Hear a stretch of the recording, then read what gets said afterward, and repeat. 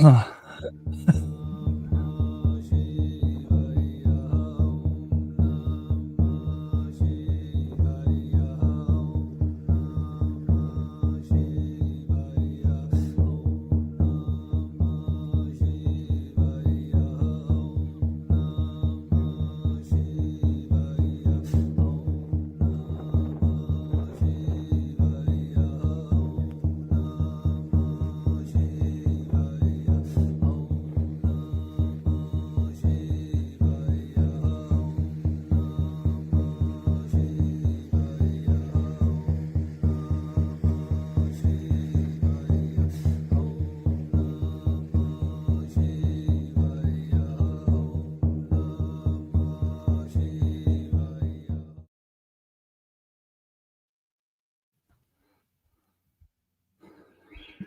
Namaste. Hope you guys are good. Hope you guys are thriving. Our tuition, big love, big blessings. Rodney Letman. Rodney Letman. Nice. Howard. Hope you guys are all well. Happy going clappy. My girlfriend's still on the road. She just left a little while ago. She should be getting home any minute. So how you guys all doing? Hope you guys are jamming. Hope you guys are taking it easy, but not too easy. Here it's summer. It's a pretty easy day. Been lying on the couch with my girlfriend, dealing with my little 9-year-old boy. He's a handful. We've got a sweet little discussion cranked up for today. Let's get some lighting in here. There we go. Got that golden glow going. I like the golden glow. And so what are we talking about today? We're talking about the organs of the soul, aren't we?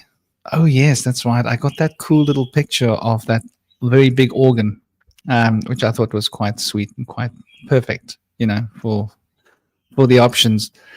And I was thinking pyramid. So that's how the write-up happened. I was thinking of pyramid. I was thinking the 4 layers of being, and then the 3 spiritual ones. So brings us back to the number 7. And it just made perfect sense. Today is obviously, what date is today? What is the day today? It's 20. Oh yeah, that's right. How can I forget? 20. It's the 29th today. So it's an interesting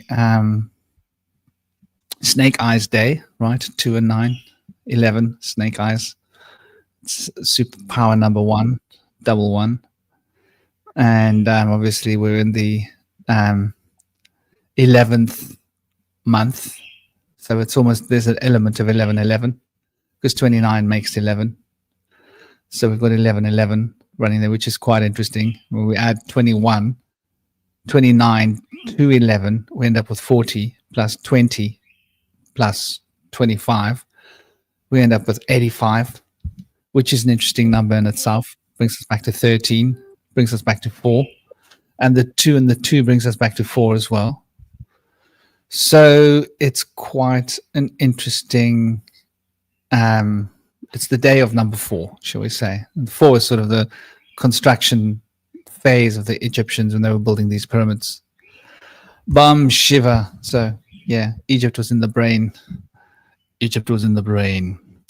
So we've got the threesome here. And this is the round table, ladies and gentlemen. And we have the sage here, Indie Sage. He's as Virgo as they get because he likes his books and he's an anthropologist at heart, a researcher. Though he's also anti-Virgo in a way. He's very Tao inspired, the simplicity of the alchemy of China, but also of the West. So he's got his fingers in a lot of different pies of spiritual sciences, shall we say. And just a magical guy that's been through a lot. So he works with shadow work, helping people to engage their shadows and find union with that aspect of themselves, reintegrate themselves. We've also got Cosmic Prankster. Cosmic Prankster, he's sort of like the modern day version of a John D. John D with sneakers, right? And he dresses like a basketball player. No, he doesn't dress like, I don't know, maybe he does. I think he dresses more psychedelic. Am I right, Cosmic? Actually, he's right. I do dress more psychedelic. Yeah, I figured. Whenever I've seen you on the screen, you looked a bit more psychedelic. You looked like dude, where's the acid, dude? You can't come on screaming like that if you're not on acid. So he channels the Fae and has a working relationship with the Fae that's been going on now for a number of years, and it's evolving step by step into an entire system, a language, a cosmological framework, and an ontological system as well. There's many elements to it. It's a philosophy in its own right. So it's an honor to have both of you lovely brothers on the set, on the show, on the table, flowing through this cable. And do tell us a little bit about yourselves and say hello to the crew. For those of you that haven't met them, Cosmic hasn't got his show online yet. Indy does. His channel is recommended on our list of channels. And yeah, please crank away, brothers. All right, so glad to be here today. And as Franklin mentioned, I am somewhat of a sage, reminiscent of the caterpillar in Alice in Wonderland. I like to contemplate and sit by my hookah and philosophize. And I've done a lot of research as well, but I've also done a lot of contemplating and come up with a lot of my own theories and ideas and channeled information from the spirit of the sun. And so I've received a lot of wisdom, and I have so much to share. A lot of the things I've discovered are a bit ahead of their time, but I'm trying to roll out the red carpet so that things can fall into place. And a lot of my work involves anthropological study of the origins of mankind, the origins of language and mathematics, their integration, and then their separation in later language development. And so there's a lot there, and it's really exciting to me. It's my life work. So it'd be exciting to dig into the organs of the soul today. My name, Indy, comes from indigo, which is referral to the inner eye or the third eye. And to me, that would be like one of the top 3 organs of the soul, with the heart, the inner eye, and potentially the throat chakra. For me, I had an experience where my throat chakra was blocked, and it was unblocked by Shiva in past life regression therapy that I was guiding at the time. So it's been a beautiful journey, and I'll be glad to share more and explore more of this mystery of the organs of the soul with the roundtable today. Passing the mic down to Cosmic. Thank you, Indy. Yeah, so like Bush Whisperer mentioned, I am sort of a John D with the Fae. I have conversations with them, pretty much every day. I make this a practice to constantly sort of just like, have conversations with these entities, learn stuff about them. I learned something in terms of how to contact the Fae that is really helpful. Apparently, the Fae tell me that if you want to contact the Fae, it's recommended that you have a good relationship with the divine feminine, because if you have a relationship with the divine feminine, it's like they tell me the Faes tend to be more trustworthy of you, that you're somebody who works with like nature or whatever. And the other aspect of that is it kind of like it helps protect you from Fae that might not be of your best interests, and that divine feminine can help guide you towards Fae spirits that are going to be more beneficial to you, exposed to ones that might be a little more too trickstery. So that's been something that's kind of interesting development, because before I worked with the Fae, I definitely worked with the divine feminine and channeling goddesses and so forth. And so that's been really eye-opening. And I think it's another way to kind of help other people experience the Fae, because it's almost like, in the way people always ask me, it's like, how do you summon the Fae? How do you get them into your being? And honestly, I can't really explain it. It's almost like I kind of, I intentionally, sought them out in a sense, but it's kind of like they manifested into my life by accident. Like there's not really any kind of like formal ritual I did. And so now it's kind of like, I feel like I'm kind of like trying to walk backwards through the breadcrumb trail to figure out like how I got to this point from where I was before to where I am now. And so Like I kind of have to like figure out like how did I summon the Fae? You know, like you ask yourself that question, you don't really know. But now I'm kind of like starting to look back and like, you know, look at my experiences and figure out, okay, this is what I did, this what's worked, and then I can explain it to other people, because I really feel like, you know, I feel like people need more relationships with entities, and, you know, realizing that, because I think when it comes to the other side, like even though people tend to believe, you know, in the other side, they feel a lot of anxiety about it because they have nobody, you know, they have nobody on the other side to talk to say like, you know, hey, what's up? What's going on? Like, you know, like you're going to some like a new job or a new thing and you're nervous about it, and you meet somebody who's been through it before and they're like, hey, I can show you what's up. So it's really important. But yeah, that development, which, you know, seems obvious, should have been obvious to me a lot longer ago, but I think it really makes a lot of sense. So I'll see how this ties into the organs of the soul concept today. Yeah, what you mentioned actually reminds me of a new theory that suggests that people were able to see the gods, and that they're of kind of an ethereal quality. And over time, as things have changed and we've fallen away from the golden age in our proximity to Sirius, we've grown away from being able to see the gods, and so we've kind of like lost our way in spirituality and tried to become gods ourselves, and it's kind of led to our downfall. This is an interesting theory to me, because I feel like whether or not we could actually literally see them with our two eyes, I know that there was more time for listening to the inner voice in the deep silence before all of these distractions of technology with radios, TVs, devices now. I think people had more time to focus in their solitude and their inner self, and things were probably able to come forth through like things like daydreams and things like, we really don't really have time to daydream anymore unless you isolate yourself from the digital media, which a lot of musicians have been doing to try to gain more creativity that comes from that kind of silence that we've kind of lost track of. But I feel like it's an interesting conception. There's another interesting theory that's been around since the 60s, that people are not from the surface, that we're actually from the inner earth. And so that's why we don't really fit in or have like a place here yet, because we were exiled from the inner earth of the gods, and that we now live on the surface as exiles with a Nephilim that were also exiled with us, that may rule over us here.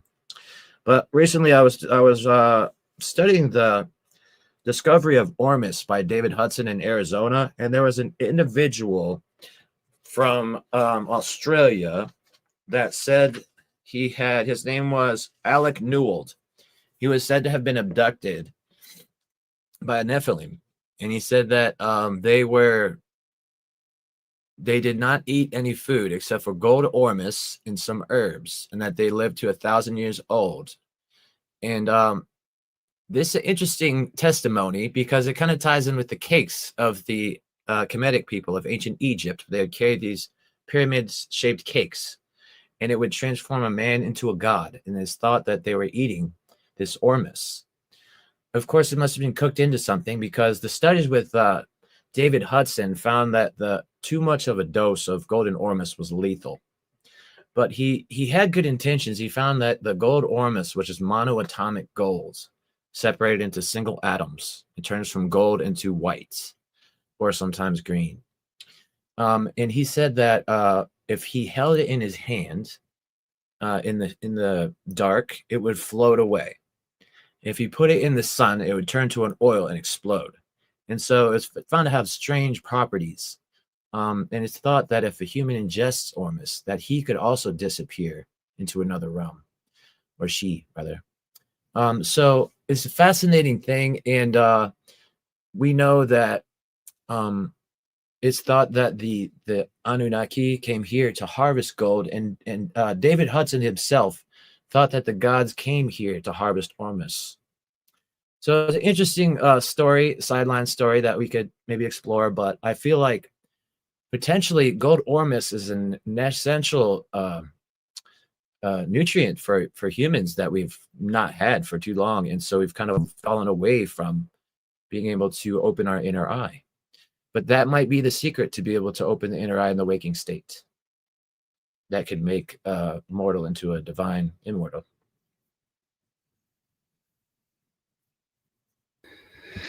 Yeah, man, that's really interesting. Namaste. We got Kobe here, Kobe Seito, Big Love, Hollowbone Hawk, and Neil, and everybody else that's been chilling here. Om Shanti to you guys. And what you were saying is really interesting about the Ormus. I think there's probably a lot there that we're going to discover. It also affects the gravitational field, density, mass of objects. In fact, there's this interesting thing about wow, that's good, Neil. That's a good way to be. That's the best way to be.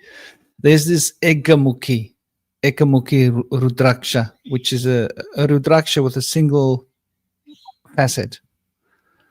And it's the rarest Rudraksha that exists and very expensive. Like when I was in India, you'd be very lucky in those days to get one for $8,000 just for a single bead from this tree. Now I would imagine it's like $20,000 to get a single bead. No, probably more, you know, because it becomes more sought after. People want it. And this bead is said to have an effect of, well, you can get fake ones for cheaper, right? But you wouldn't get a real one for anything less than a lakh, 1.5 lakh. And this was like 15 years ago, right? So, and then there was a good chance of it being a fake as well, because engineers will make one for that kind of money.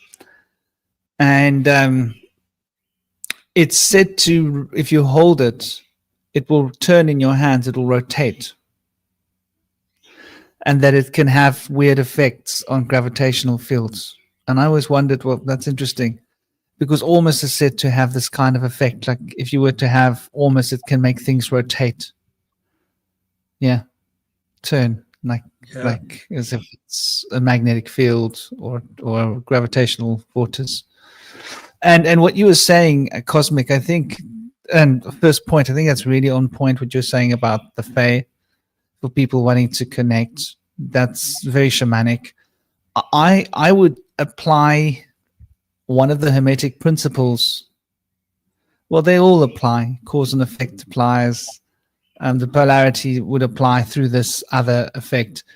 This is the harmonic resonance faculty, which means that all things are in a state of harmonic resonance, which means that we will attract towards ourselves that which we are in resonance with, right?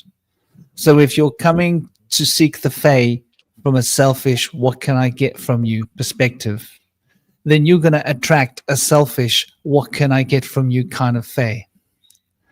If you approach the Fae with a giving heart and a loving heart, and you're here in the spirit of learning, then you're going to attract a Fae that comes to you with an open, loving heart in the spirit of learning. And it's like this in life, you know, birds of a feather will eventually flock together.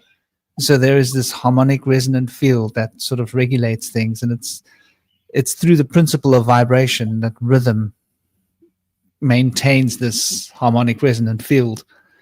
And the rhythm is kept in check by the polarities, which manifests through the cause and effect, the particular harmonic resonance being the cause, and the other residual attracted responding harmonic field being in the effect of that cause, or the cause, becoming the effect of that cause to cause the effect reversed of harmonic resonance, that the two will resonate together. So this is like an interesting way of looking at it. So that does make sense. Spending time in nature makes us become less selfish. Spending time in nature makes us become a little bit more contemplative, meditative. We start noticing the little things in the wild that are as important as the big things. And we start paying attention to the little microbes and the little ants, because they each play a big role in this system. And so, you know, there's an element of selflessness involved in loving nature, because nature is not going to give you anything concrete specifically. I mean, sure, you'll get food from nature, but that's farming. Being in tune with nature for the sake of nature is just to enjoy nature. And then nature, what does nature do? Nature enjoys you, and so that means you will be in tune with that frequency, and you will bring that kind of energy being through. So that is quite well put out by you, Cosmic. And without any further ado, shall we jump into the place of black goo? No, we're not jumping into the place of black goo, but I've got a feeling black goo might come up later in this conversation. I'm not quite sure why, but so how did this concept evolve? I looked at the organs that regulate and anchor the physiological processes in the body as the fundamental element of the earth element in our body, which is combinations of the fire, the water, and the air potentials, moving the gases around, moving the fluids around, generating heat within the body, and in this process becoming the earth potential. Then I looked at the senses of experience, and these faculties through which we generate our experience of reality. And that to me was like a very clear, there's a watery element there. It's a reflection back at us. Then I looked at the elemental energetic states that support and structure matter. And that to me seemed like a very airy potential, as in it holds the information and it generates and broadcasts the information through the air so that all parts of the structure can get the radio wave, shall we say, structure, the emanating field of vibration. And then, of course, there were the mental faculties, yeah? And those mental faculties, which are the core of all of our experiential, which are underlying emotional states. And the underlying emotional states are covered with thoughts. But by the mental, I was thinking more about the core identity, which is emotional, passion, those passionate mental impulses that run through us, and we get a thought as a result of that heating passion. And then the three spiritual elements as they relate to the spiritual expression of reality, which we're experiencing retrospectively through all of these other processes. So it's sort of like compounded to the seven principles of Hermes in my mind. I thought that was quite interesting. So, and then that bound out to the chakras, and started looking at the structure of from the mineral kingdom up, and getting a sense of how everything just sort of fits together like layers, and how these layers are all sort of expressed on all levels in their own mode of existence. So where would you guys like to kick the ball, and who would like to kick the ball into play to start? I think crystals is a good place to start. I know that crystals are used in Reiki, and they have a strong resonance with the different vibrations of the chakras, and their relevance to the chakra is pretty easily delegated by the color of the stone. So if the color of the stone matches the chakra that you're trying to work on, it very well may have an effect on that chakra and be able to balance it out.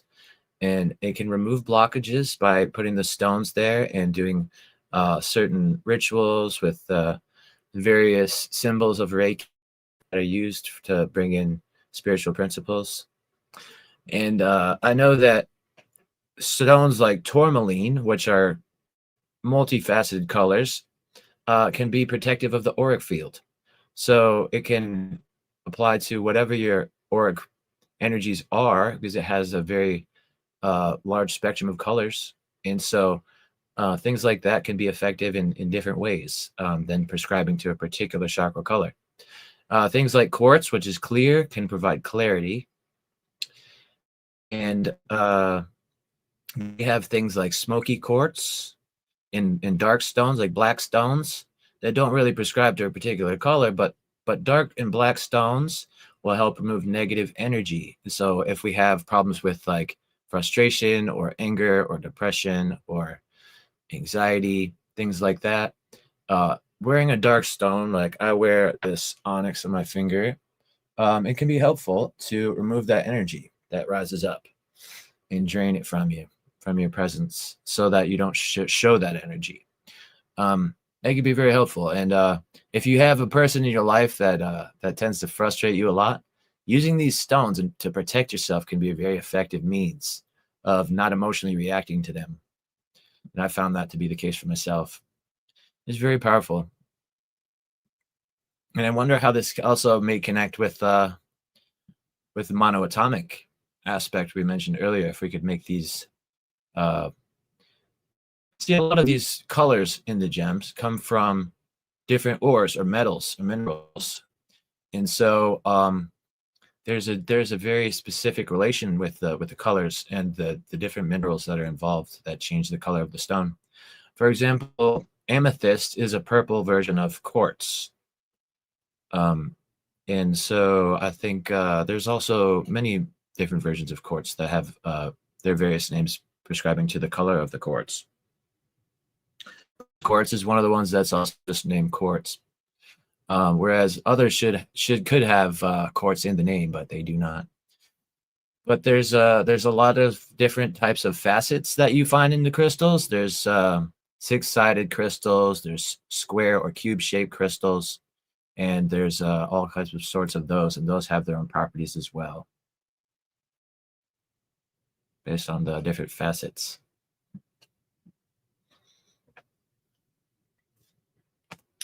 I've been attuned in Reiki in the first level, but I would like to go a little deeper, and I've had some experience with it, and it's been very helpful for me for spiritual energies and removing chakra blockages. I had a blockage in my throat chakra, which I used lapis lazuli to facilitate the removal of the blockage, and it was at that point that Shiva appeared to me in blue skin and on a lotus flower, and told to me that my blockage has been removed and I can now speak my truth. So there was a long time, I think, that even to this day, that I feel like the things I say are a bit too rabbit hole for people to really comprehend sometimes, but I've learned to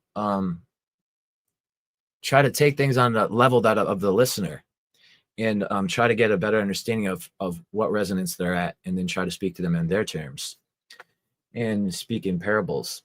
It's a work in progress, but it's definitely something that's come from spiritual practices that's unfolding for me. I'm very grateful for that. Yeah, totally. Yes, our tuition. I did hang out there a little bit on Richard's space. It was interesting. Yeah, man. I think there's like a lot to be looked at with crystals, you know, and like getting back to the base, the organs. Who was it that was saying it was? Yeah, it was Howard pointing out.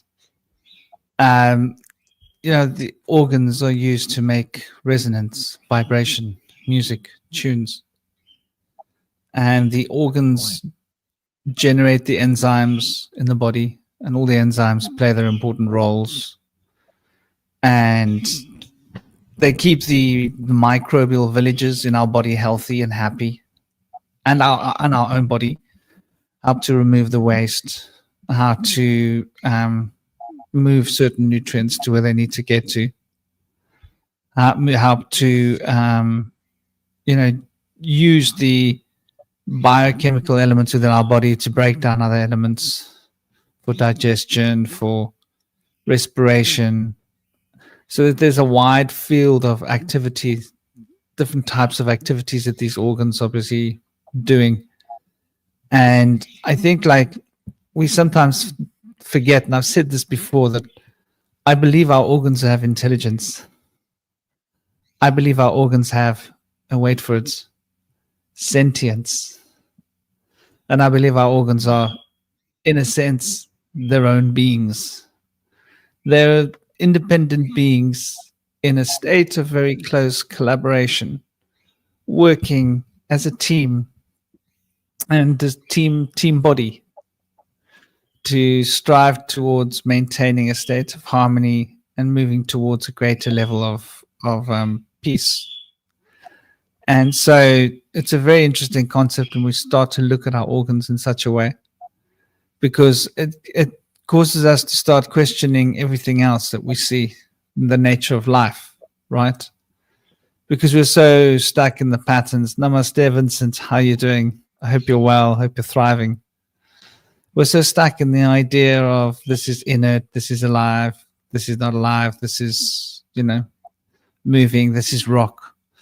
I look at rock and I see living stuff in the rock. And I see like all these elements and I'm like, wow, can people not see that there's a living being in here? And I think like this is something that we forget. We think of the organs as being ours, like they're my organs, right? Instead of as it's a collaboration that I'm in charge of. And I think that's like one of the best places to start from. It sort of ranks right up there with what you were talking about just now. Yeah, about having this relationship. Yeah. I feel like there's different emotions that are connected to the organs, which you could potentially also associate with a color.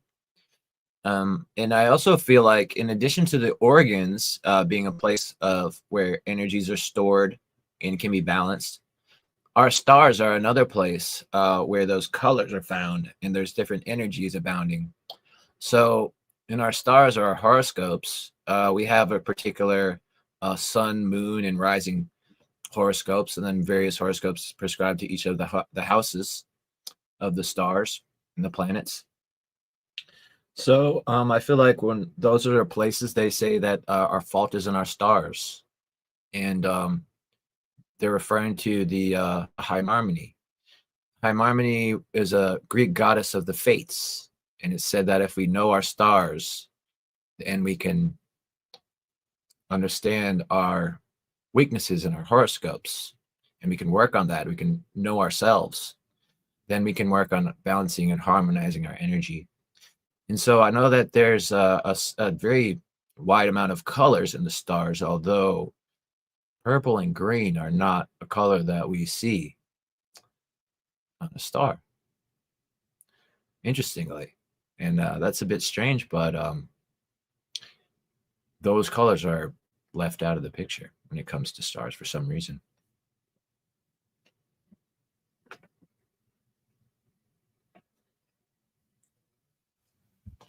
I think, well, I mean, the green, I often see indigo and something quite close to violet. Like, I see that around the sun. Yeah. Like if I stare at the sun in the morning, gets these bands around it, and it gets a violet band around it, quite a strong violet band, and it gets a green band on an outer rim around that. So that's quite interesting. Have you heard of the green Lovely flash? Mooney and Vince. Sorry, Have you heard of the green flash? what do you In mean by the tropical green flash? In the tropical places near the equator, when the sun is setting, there's a green flash that comes during the sunset. It flashes across the sky. And this is an anomalous thing. It's pretty cool. But for me, I'm colorblind. And so when I see on the sunset, there's like the yellow of the sun and the blue of the sky start to mix. To me, it creates like a emerald green on the horizon. And I thought everyone else saw that, but I've learned that it's something that I guess only colorblind people could see. That's very beautiful, because for me, the red in purple does not show up when it's mixed with other colors. I don't really notice the red and purple. So to me, purple just looks like blue, really. And so that's why I don't see the amber colors that other people see. I just see the green.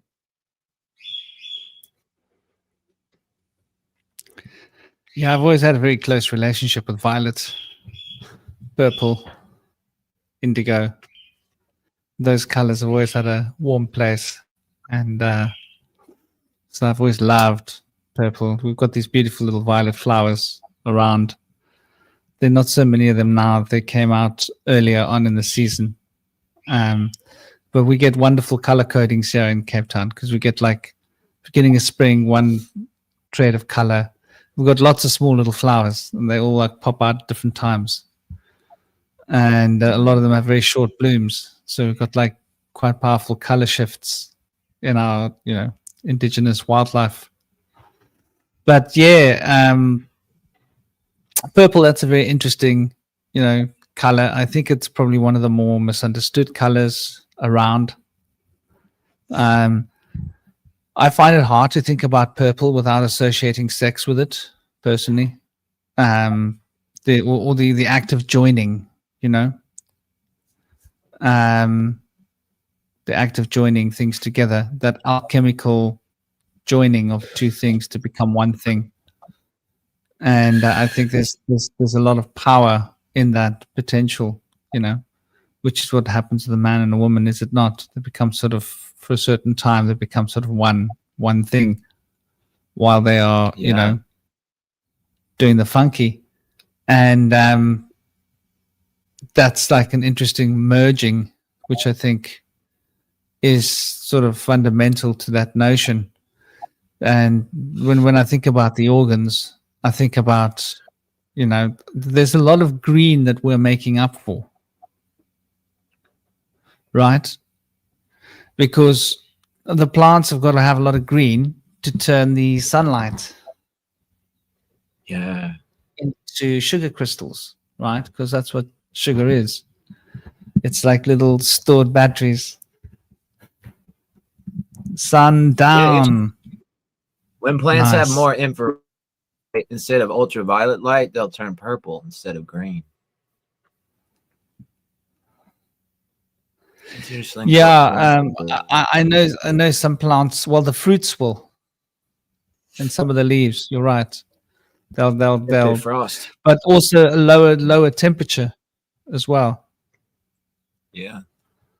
They'll need a certain lower, like when it gets cold, when it gets a bit cool, especially in the evenings, especially when the drop off temperature is higher than the consistent daytime temperature.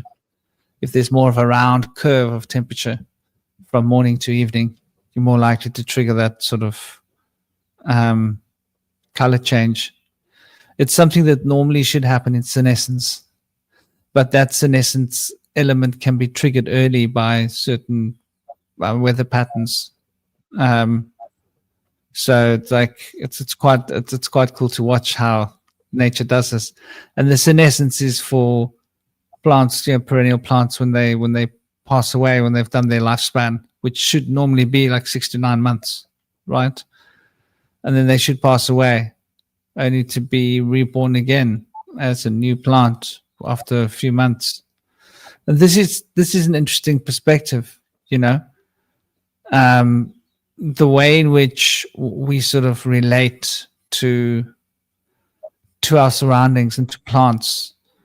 And we don't recognize and realize that like our organs may as well be outside of our body as well, in a sense. Even though we have it wrapped within our skin, our organs have a mind of their own. Like your stomach will tell you what you need to eat. Your lungs will drive you towards what's an environment that feels good for it. Your ears will push you to consider the energetic implications of those that you're hanging around with. And the more you start to like notice that there's this communication happening. And Bernadine, I hope you're well, by the way. I hope you're thriving. There's this communication happening within the body between the organs and each other, and the organs and ourselves, and that we can communicate with our organs. So we can tell our stomach, hey, what are you doing? We can speak to our lungs. And this used to be a part of natural healing in the old times. We would talk to our organs, and we would sing songs to our organs. Now you see where the sacred chants are going, right? And there would be healing mantra, certain songs that we would sing to certain organs to make them perform better. The same way that if I get you a group of you people on the football field, if I get some cheerleaders to shake it up, and like, if Indy can't do it, no one can. Go, Indy, go. Then Indy's going to run extra fast, right? Because everybody's chanting, go, Indy, go, go, Indy, go. Then Indy's going to like run like a wild one, and like throw touchdowns. And it's the same for our organs, right? Like we have our own little cheerleading system that we're able to activate. We can become our own cheerleaders if we sort of focus and get down and get jiggy with our organs. And so these organs sort of structure the physical layer of physical reality, but they're very much affected by resonance, right? And I think this is something that is a kind of an element to medicine that has been lost a little bit. It has been sort of passed by. And you mentioned crystals, right? So this crystal is an interesting one. This is called a Tao, right? This is called a Tao. This is a citrine. And a Tao is the oldest form of crystal that there is. It's the oldest formation. So you can tell by the mathematics and the geometry of a crystal what it is. This is a Brandberg crystal I got from my girlfriend. The Brandberg's got so many different things going on inside of it. It's got crystals inside crystals, growing. It's like a highway system of crystals within there. And very often there's water in them. I can't see water in here, but they very often do have. And this one's got a combination of smoky quartz and amethyst. And so this is special because the stresses that have been put onto this crystal have been removed. So the water has come, it started growing, it stopped, the water went away, because Brandberg means fire mountain, right? And it's in the middle of a massive desert. There's a lot of diamonds there. There's a lot of like intense things going on in the earth. So this crystal would have grown under very harsh conditions. So this being, I think of it as a being, is a being that's been through a lot, right? It's been through a lot. It's a little shadow work master. And so the Brandberg crystals are prized because of the way that we can modulate our emotions, because they grew under such difficult situations where the water would come and they'd start growing and they'd stop growing. And so they would deform and then grow a new form. So they're continually adjusting and continually adapting and evolving to harsh conditions, which gives you that energy, consciousness, harmonic resonance, right, of this being's life past, for you to attract that resonant feeling of vibration. And that communication then gets sent to your organs through the cellular communication system. And so the whole body is just a field of intelligence. And the information passes from cell to cell through our central nervous system, through our hormonal field. It gets, transmitted from DNA to DNA, essentially. And it gets to the point that it needs to reach in order for that information to sort of take root. And so I see the organs as being like a musical, they're both beautiful. This one's, a Tao is a Tao because it's got 7 facets. It's got a triangle. It's got 7 facets. It's got a triangle. It's got 7 facets. So it's 7, 3, 7, 3, 7, 3. And that makes 21, right? And 9. So that brings us back to 30. So there's something quite intense about these Tao stones. But this is sort of the target place, which you can see if you look at them from there, like from the top. They're going towards they're going towards harmony and balance from 3 different directions towards a single yantra or mandala of balance. So it's for generating powerful field of balance and truly bringing all 3 elements into alignment. And those 3 elements are sort of fundamental. So like, Neil, like the human body, the organs, they're like little musical instruments talking to each other, and the body's like playing a song. It's like playing a track, and we are part of the song, right?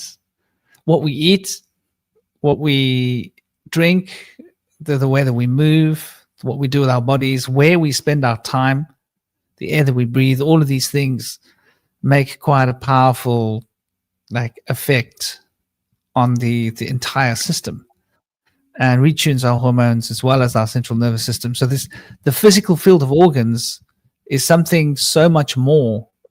And when we start to recognize and realize that, like, you're not alone, right? You're not alone in your physical body. You've got organs, they're your buddies. And they're not alone. They've got populations within them. So an organ is like a city. Think of it as a city. And that city within it has got different types of tissues, right? Different populations, right? You've got your Indian population, you've got your African population, you've got your English-speaking Caucasian population, you've got your population from China, you've got your population from Latin America, and they're all sort of living in there, and they've got their little suburbs, they've got their little pads. And so these are different types of tissues, and each tissue is like it's a big group. It's a population of its own to come together to form a bigger population. And so, there's towns and villages within the city, different parts of the city, different suburbs. And so when you think of the scale of what an organ is, how many different beings there are interacting, each being is singing its own song, emitting its own vibrational field, pulse. And all these vibrational fields are producing the cadence of harmony that organ represents. And then that organ, which is like a city, is talking to the other cities in the body. And so you can think of yourself as an entire continent, right? And it's interesting that we say about continence and incontinence, don't you think? To be incontinent is incontinence is when you can't relieve yourself. And that is how you expel microbes. So the city gets too full of people, right? The continent gets overloaded with people, and some of the people got to leave. It's like, sorry, you got to get on ships, you got to go. Like, there's not enough space in the city. You got to go build your own city. And so, the continent helps to release. And we lose a lot of microbes every time we go to the toilets. So it's like when we start thinking of that as being part of the song, we start recognizing just how wrong we've become as humans, how we've mechanized our minds to think of things in terms of like black and white. We spend too much time reading books. We spend too much time thinking ideas that are so self-important, and we don't stop and recognize, hold on, what is going on within my body? It's the first point. Yeah, Bernadine, you took your body back. And the space around you. The skeleton is the mountain. Nice. Yes. It's like the mountain ranges that run along the continents. So what do you think about, and I think, Cosmic, this might be of special interest to you. Are you with us? You're around. Here. What do you think about organs in the body being externalizations of beings? Beings may be like the Fae, but they exist together, and it's like the tip of the iceberg. You see it above the water, but the iceberg's actually existing somewhere else. The fact that there are beings thinking and feeling with consciousness like the Fae do, that are in a coordinated conglomeration that we call our bodies. How does that fit with you as a concept? I think that makes perfect sense as a concept.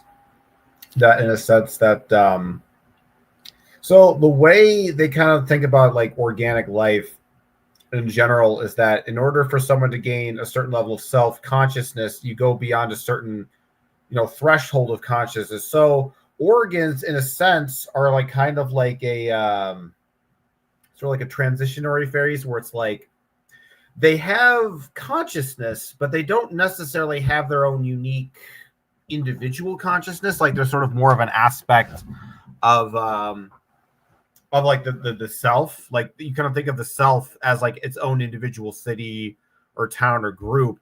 Like you can kind of think of yourself as your own we, if that makes sense. Instead of thinking you're a me, you're a we, and that you are a group of that you are individually a group of beings that are sort of like but then you kind of like think of like what an organ like actually is conceptually. It's just sort of a like a sort of a fleshy kind of like a sack. But I think if you think about it like in a less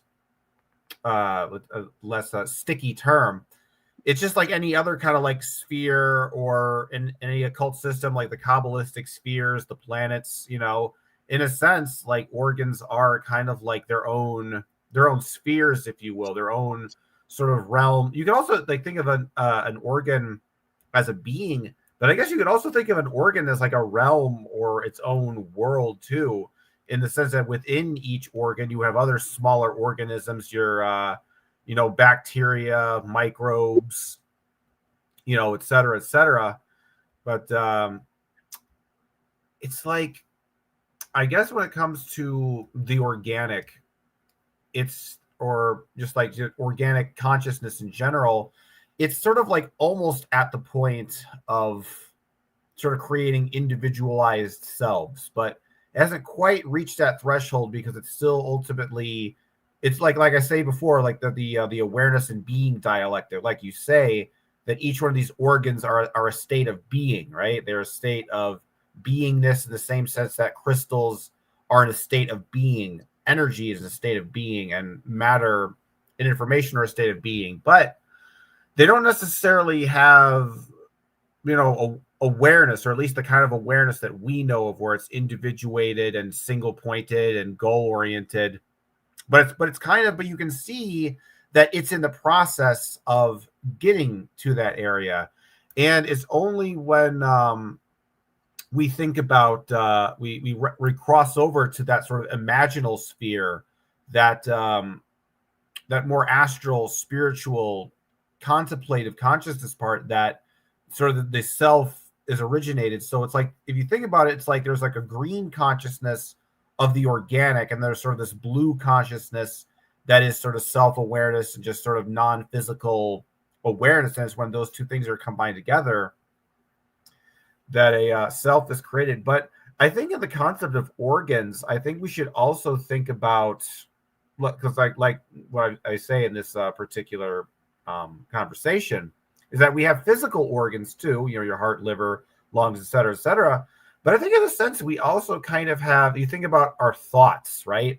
Things we like, certain pieces of music that we're interested in, certain philosophies, maybe a particular movie character. These things that exist in our imagination, in a sense, are also kind of like extensions of our body, like our favorite movies, our favorite songs, our favorite foods. These are cherished memories that we hold in our head. These, in a sense, in the spiritual realm, almost kind of like act as organs too. Like each sort of aspect of our personality and each aspect of our memories and our experiences also have a kind of like organic structure, and they form sort of psychic organs within us that also kind of facilitate certain experiences.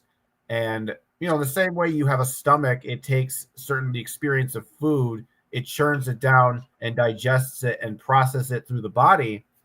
If you think about it, our spiritual systems, our belief systems, are almost kind of like astral digestive systems, in that we take in certain experiences, and the belief system breaks down and digests the aspects of that experience that are beneficial to it, and it sort of excretes the aspects of those experiences that are either challenging to it or negative towards it. So, for example, let's say you have an experience. Let's say a UFO shows up. Let's get paranormal here and say a UFO spirit. Like, you are essentially ingesting an experience of being with a UFO.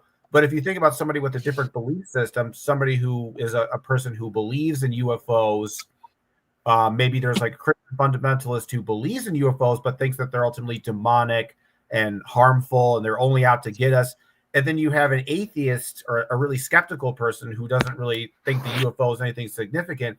All those people, it's like their belief systems are taking that experience and breaking down and compounding that experience and digesting it into the soul based on that. And each one of these belief systems almost has a different kind of digestive tract, a different kind of organism that basically, so for example, you're an atheist. It's like, you take in the parts of that experience that are novel and interesting, but you excrete any part of it that's, spiritual, metaphysical, and those kind of get, pooped out of the body, so to speak. Whereas just sort of the regular kind of scientific, mundane phenomenon that remains sort of ingested in that consciousness. Likewise with the person who's more metaphysical, their belief system, like acting as an organ, it basically kind of takes in everything.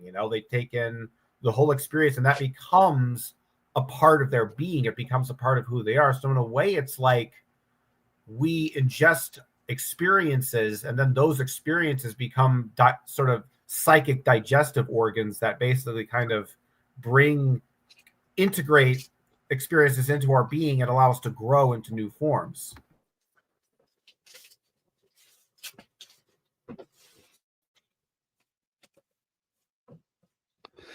Yeah, I agree. There's definitely a very powerful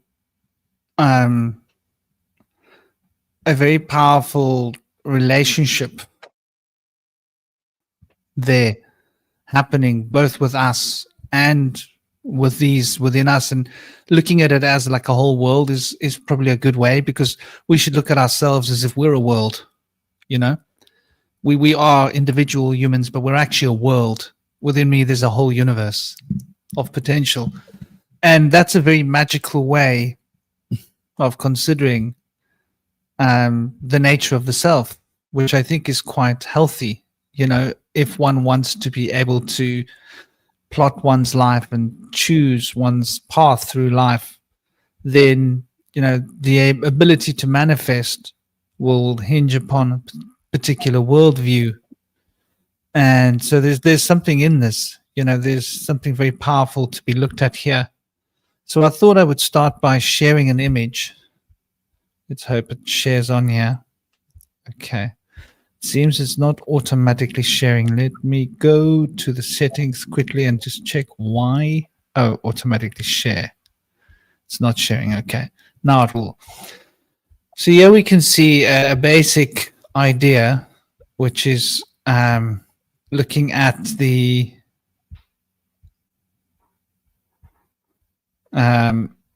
organs, and there's an elemental element being shown here, and they have added some colors. I believe there's a certain element of creative license being used when putting the elements here, but we can see the organs, like for example the lung. A negative emotion of the lung would be grief. A positive, the lung in a state of balance, is joy, right? The heart is anxiety, out of balance. The heart in a state of balance is peace. The spleen is worry, but in a state of balance, the spleen is the ability to be organized and to plan and to have a clear perspective, logical. Liver, the negative emotion is anger, right? The positive emotion is obviously related to the acceptance, being able to accept the shifts and the changes. The kidney is fear. Obviously, the positive emotion of that would be an openness to embrace. That's, if you think of that as an emotional state. Faith, faithfulness that everything's going to be okay, and that you can embrace new experiences without the need for living in a state of fear. And so when we look at these, we can see, like, for example, when a man and a woman come together, right?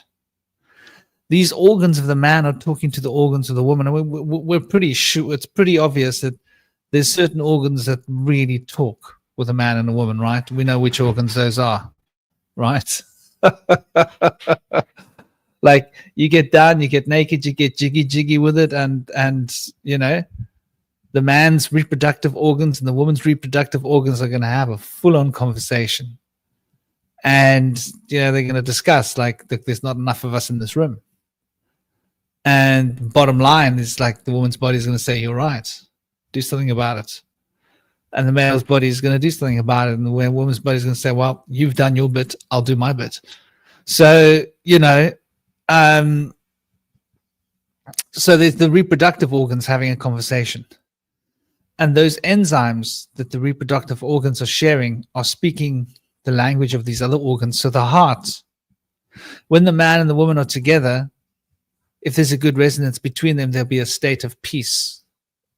And the heart in that man will want to be near the heart of that woman. And those two hearts will develop a relationship between themselves. And so my heart in my body can develop a relationship with the heart in someone else's body. Isn't that such an interesting concept? And have you come across the idea that when, like, people lose the one they love, that they pass away from a broken heart, right? It's such a typical thing. Married couple, right? Him and her been together their whole life. He sees the bucket and goes, I'm either going to buy the farm or I'm going to kick the bucket, whichever comes first. And he'll leave the world, right? Normally the man who leaves the world first. Us men, we don't get the easy part of life. Apparently not. I don't know, but whatever it is, we tend to leave the world first.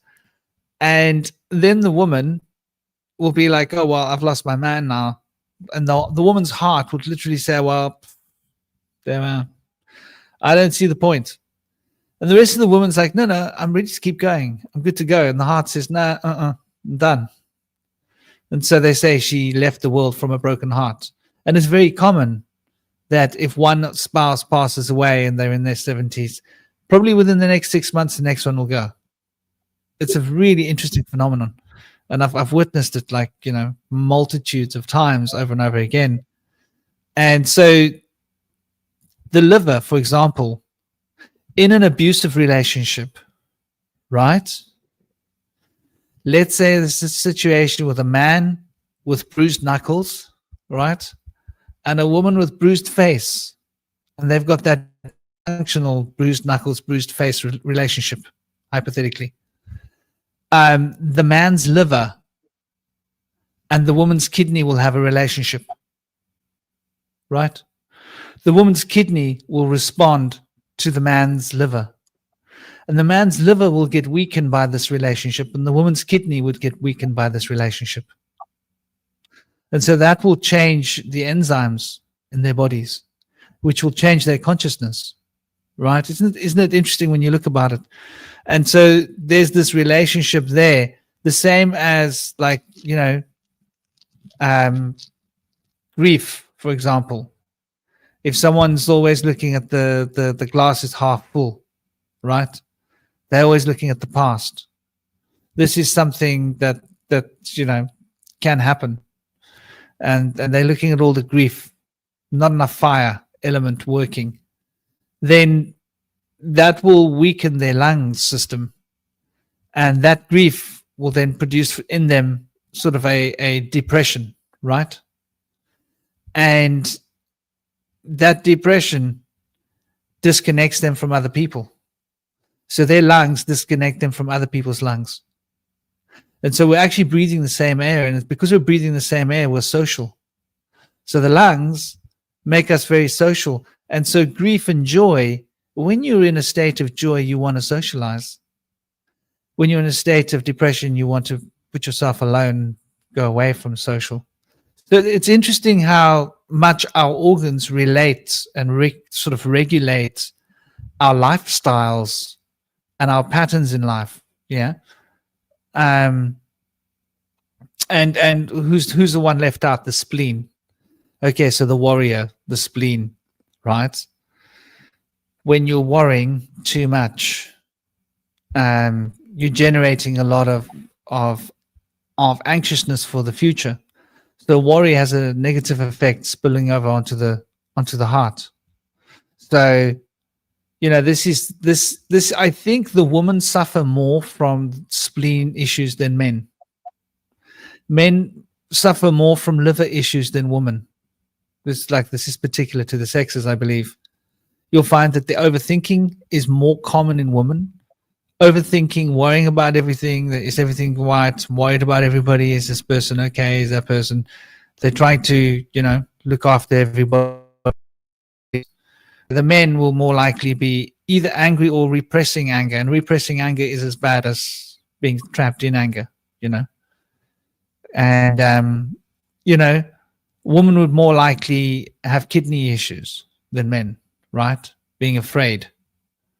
Because worry and fear, the spleen and the kidneys work together in that way. Yeah. If you keep worrying, you're probably more likely to be open to fear. And the liver and the lungs work together. So if you're more angry all the time, you're going to end up feeling sorry and have grief, because your anger will cause you to do things that you will later feel remorseful, and that remorse can weaken your lungs. So how much of what we're doing in our personality interacting with each other is just our organs, enzymes working through us? I thought I'd put that onto the table. How much of that do you think is us? How much of my personality that I define myself as is just really my organs as different beings operating within this structure?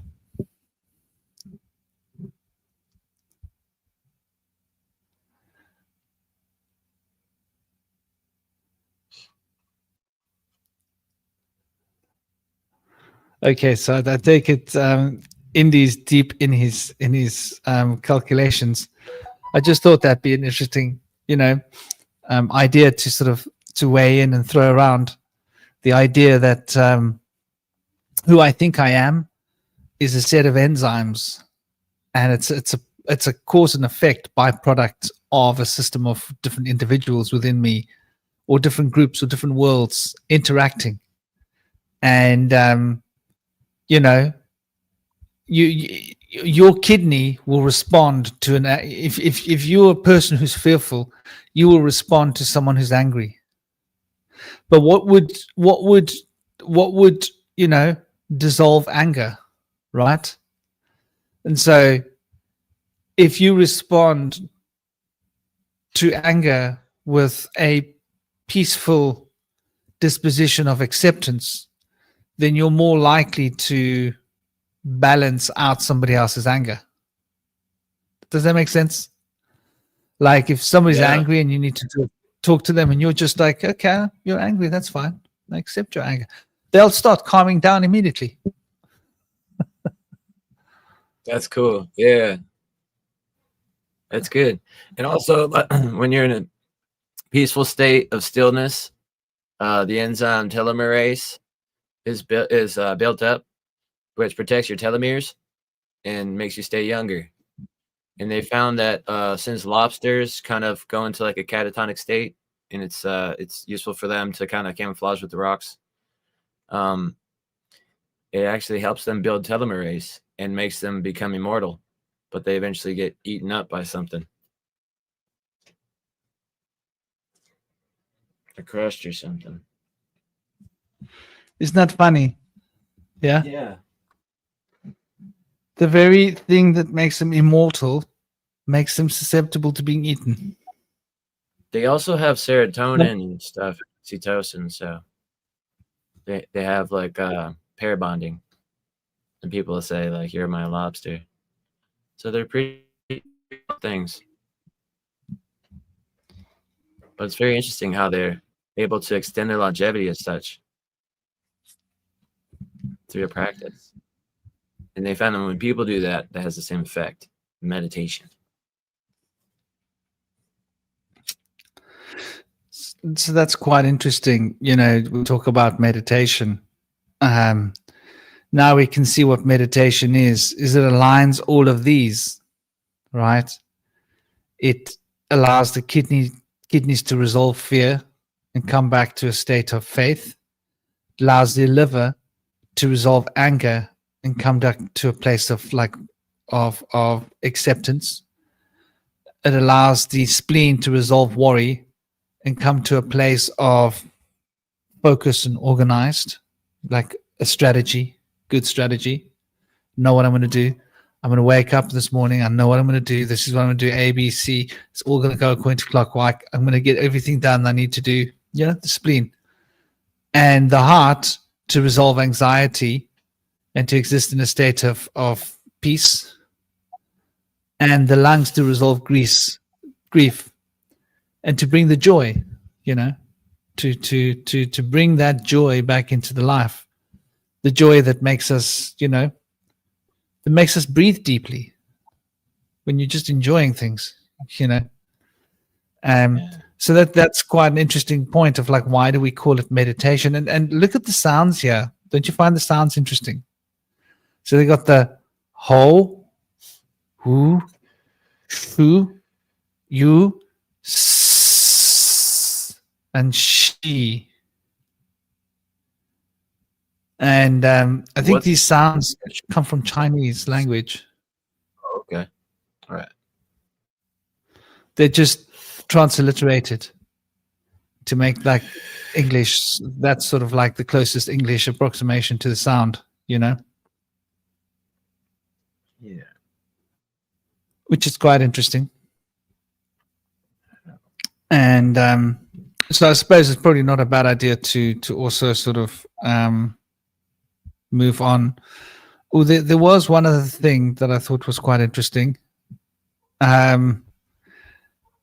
Just looking at the organs.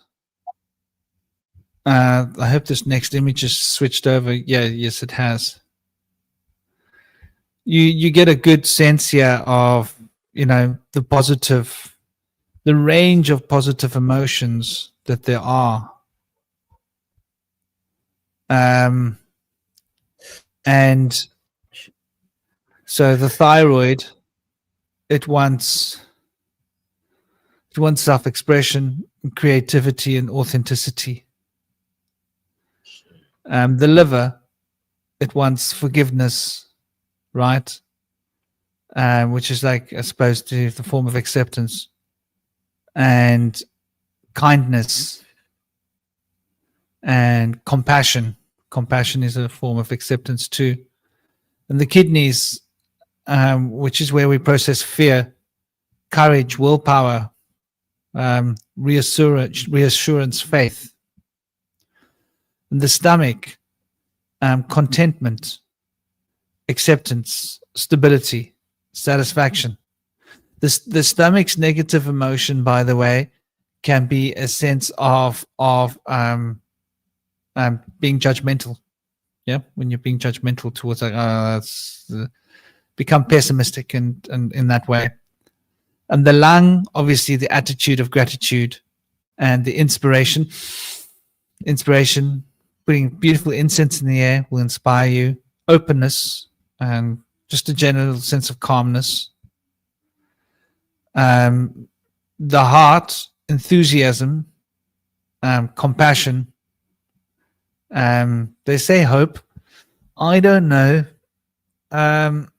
Honestly, when I look at the heart, you know, to me, from my sort of experience with the heart, the negative emotion being anxiety, right? And so obviously these organs are connected, because you can see there's a powerful relationship between the lungs and the heart.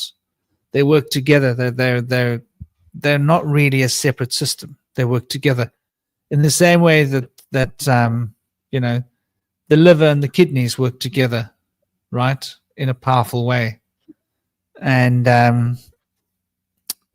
so the heart, obviously, being that it's able to sort of lose itself in that sense of anxiousness and anxiety, means that it really wants things that are going to bring it peace, right? So enthusiasm is a positive thing, but I would sort of put that more with the lung, right?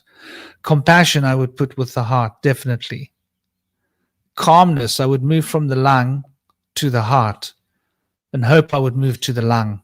Just personally, if I was going to arrange this, and I'm sure there must be a lot of different ways of arranging it, just with the specific negative emotions that they work with, and this relationship between the positive and negative emotions. And then the uterus, right? Sensuality, security, flow, creativity. The gallbladder being decisive, right? Bold, determination. So that's interesting. These are all positive characteristics of the gallbladder, is to keep pushing, move towards your goals, don't give up, you know. And you see the gallbladder and the spleen. The spleen isn't here, is it? Cheeky buggers, they didn't put the spleen on this list. But anyway, I just thought I'd share this is with you as well, because I thought it was quite an interesting idea. So then from there, if we move into the next sort of layer, the senses. So what do you guys think about the senses? Are you with us? Are you guys with us? Cosmic, Indy? How would you guys relate the senses to this, you know? And how many senses would you start talking about? I mean, just 5? Or Well, I was thinking Cosmic, about you're obviously using more than 5 senses, right? You know, sometimes Yeah. I had a thought the other day that maybe the sense of taste and the sense of touch might be the same sense. I've been thinking about that, like touch. The thing about taste is just touch that's really, really sensitive, right? Like if you think about, like if you take your hand and you touch your shirt or something, if you get the sensitivity on your hand to be intense enough, eventually you should be able to taste things with your fingers. I think like flies can taste things by touching them with their feet, and so on and so forth. But as far as sensory experiences go, I have a reputation as someone who has synesthesia over here, and the thing about synesthesia is it makes you think differently about like what is the nature of sensory experiences, because we think of color as something that you see, and we think of musical notes as something that you listen to. But if you can see sound and hear colors, it makes you think differently about what red ontologically, actually is. That it's not just this visual, diaspora of redness, but there's also like, for me, I think it's like the note G that sounds red. So it's like that tonal quality also evokes that same sort of energy as the redness to me. So it makes you think that from that perspective that there must be sensory experiences outside of what we consider the 5 senses. And I think that by combining sensory pathway experiences such as sound to color and color to sound, I think we can start to gain insight and maybe get a better sort of imaginary understanding of what some of these higher senses might look like or feel like. Because, a lot of times it seems so incomprehensible to think, you got your taste, touch, smell, hear, feeling, etc. We can't really imagine anything beyond that other than maybe like the third eye. But really with the third eye, it's just sort of like the same sense, but in a different space. But I think that by combining these sensory pathways, you can start to gain different understandings into the nature of reality and what ontologically exists. And what this kind of shows me is that color is not a phenomenon that only exists in the visual realm, right?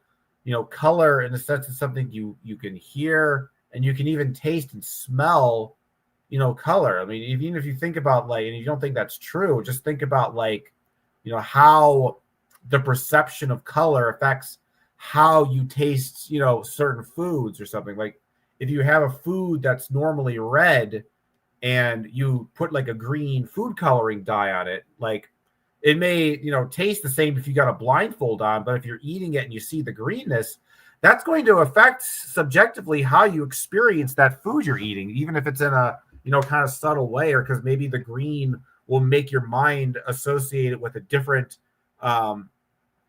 food or whatever. So I think in a lot of ways, by taking these sensory pathways, 5 experiences, and sort of crisscrossing and overlapping each other, I think you can start to, I think the idea of senses beyond the 5 senses become more tangible than they did before. That's what I'd say on that. Yeah, I would think that there's a very, I would put it like this, right?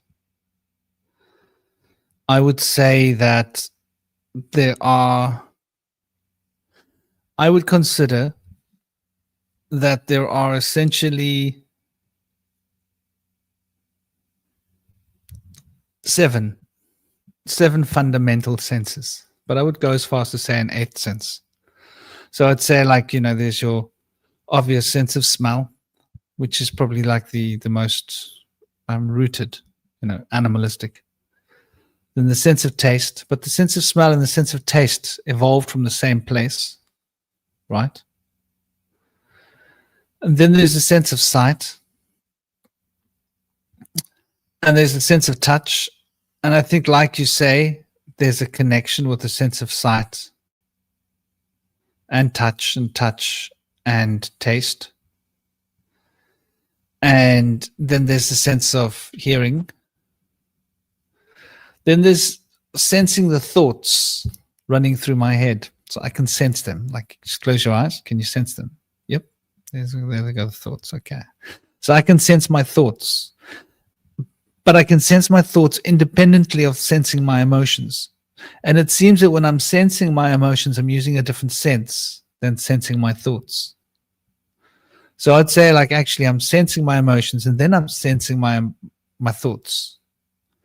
But the sense of thought and the emotions seem to have come from the same original sense. In the same way that the sense of taste and the sense of smell has clearly come from the same original sense. And the sense of sound and the sense of touch have definitely come from the same sense. Because you can, like, hear without your ears and you can feel with your ears. Someone's voice, it's like they're touching you, right? When you hear someone's voice, they're touching you. So I would put it into those 7 senses, and then I would put an 8th sense there, which is a much more abstract sense than even emotion. And emotion's a pretty abstract sense. But I would say the sense of who I am. Can you sense yourself? It's the sense of the experience of awareness, the sense of perception moving through awareness. Does that make sense to you? Like, as a sense, there's the sense of perception moving through awareness, and it's its own sense. Even if you close your eyes and block your senses, even not allow yourself to see on the inner thing, you'll still be aware of this perception moving through awareness. It's like there's this awareness and this is perception. So I would look at it like and go, well, there seem to be these 8 fundamental senses, like from my breaking it down. And the spiritual senses obviously begin at the point of sound very much, because that's where you're hearing all these energetic vibrations. And then break themselves down into, you know, purely mental thought processes and purely emotional, and then this more abstract, just who I am. And that who I am sense is often accompanied with ecstasy and euphoria and eureka moments.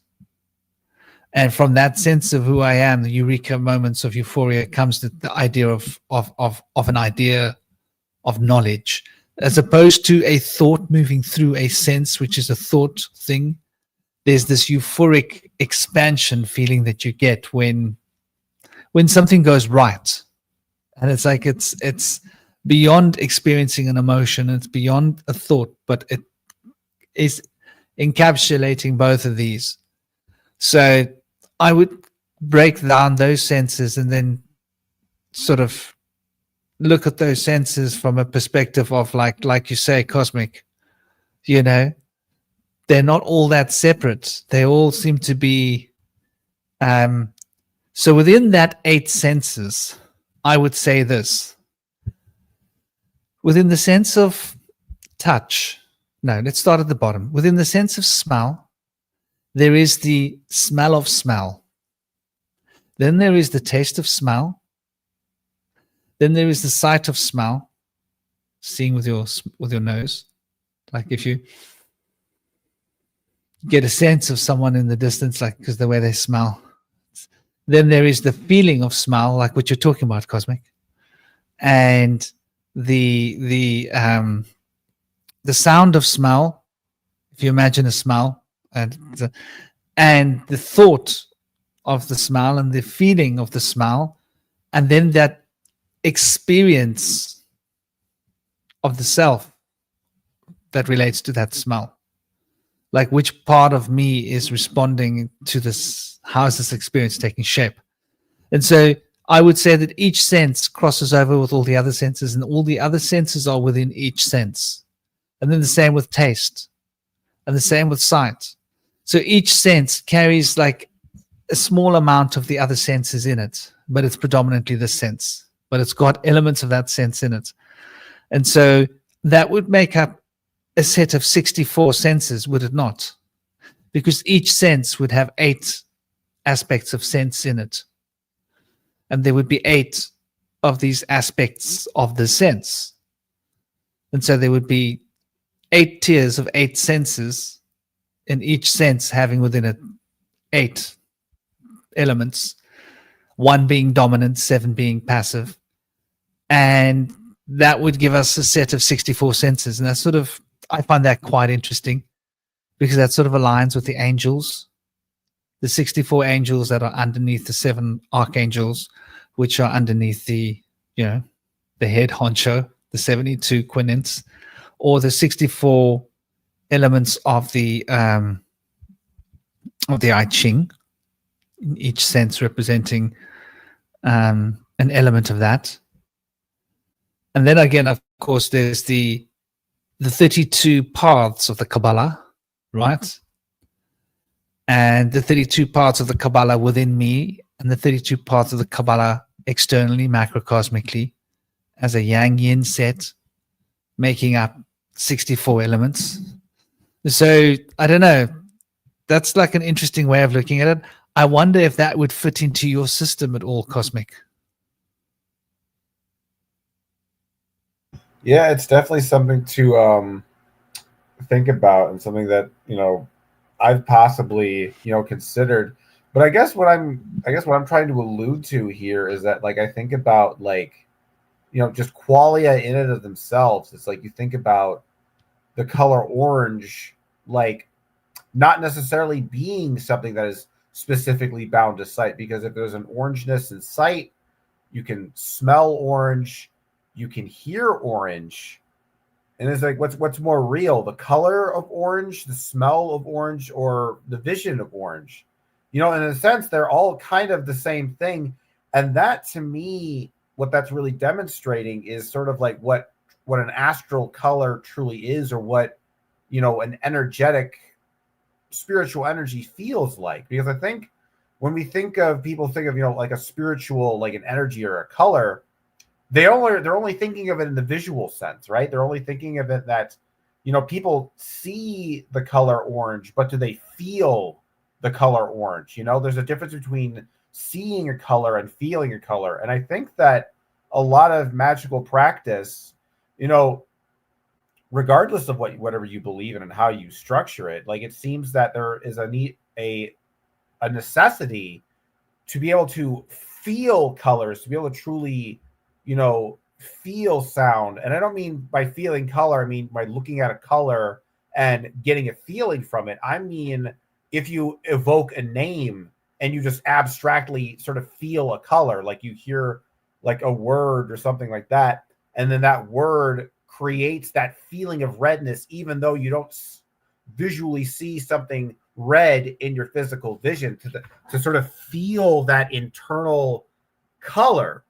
Like that's to me as a big part of channeling and a big part of spiritual and occult magical work, because that to me, I guess that's at least how I understand metaphysical energy, or how it makes sense to me when I think about like when you channel a certain energy. That's kind of how I contextualize it.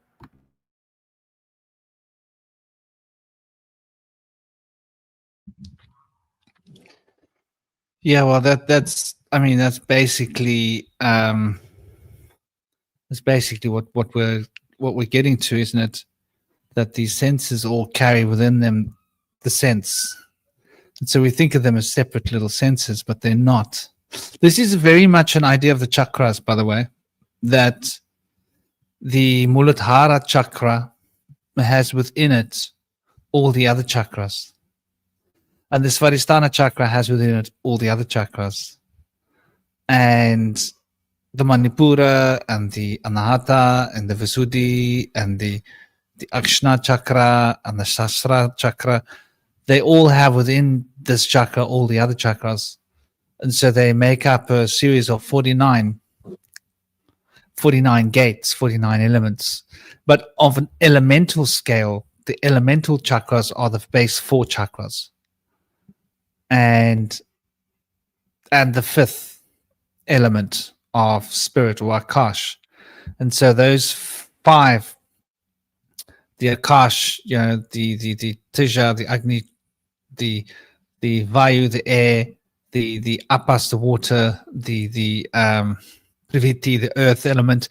These elements are all contained within the other elements, so they make up 25 different sets, and so you can generate 25 images, which you can use to work with what they call the tattvas, and the tattvas are these elemental vibrations. But the same idea of the tattvas, I would relate it to the chakras. And there we come to the 49 gates, which is an occult concept, which we'll see predominantly in Western occultism. And we can extrapolate this. The Kabbalah has the same idea, right? That within each tree, within each sephirot, there is a tree. So each sephirot contains its an entire tree of life within it, in its entirety. And so you really have 100 different elements to work with when you're working with the Sephirot, essentially. And so it's quite interesting when we sort of apply this to, as a concept. I think it sort of explains what you're talking about, that these senses are not so separate, right? We think of like this is a separate sense to this because we've been taught to compartmentalize. But is it really? I don't know. Indy, what do you think, brother? I'm going to step away for a moment. I feel like Cosmic was really onto something with the idea of the tactile senses being like the touch of the tongue and the touch of the finger being connected. But I feel like also smell is connected in the sense of like in the nose, like there's particles in the air that's touching the nose.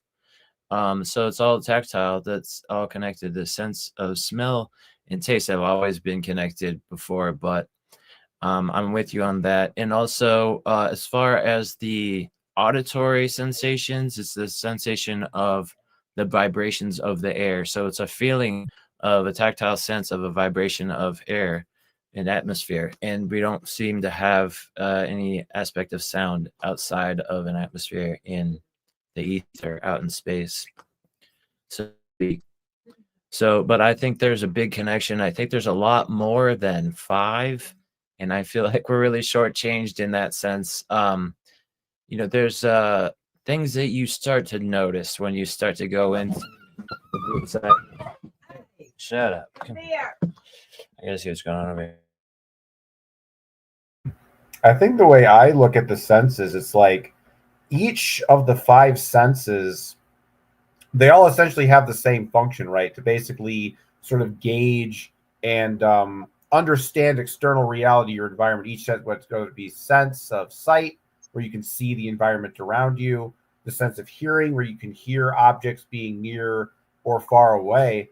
So if that's the case, then what it really seems to me is that each sense, whether it be sight, hearing, or touch, basically it sees different frequency bandwidths, different frequency channels of reality. Like the sight maybe sees like the upper sort of like, dimensions or wavelength of this particular existence, and maybe touch is the sort of the lower, slower sort of frequency. In the same way, like you have a radio, like you have like the radio wave that picks up like short, sort of like infrared, radio waves. Then you have, another radio that has the picks up more of the ultraviolet type frequencies. And maybe what each organ does is like, maybe in a sense, it's like the touch is like the part of us that is able to perceive the sort of the infrared, heavier aspects of reality.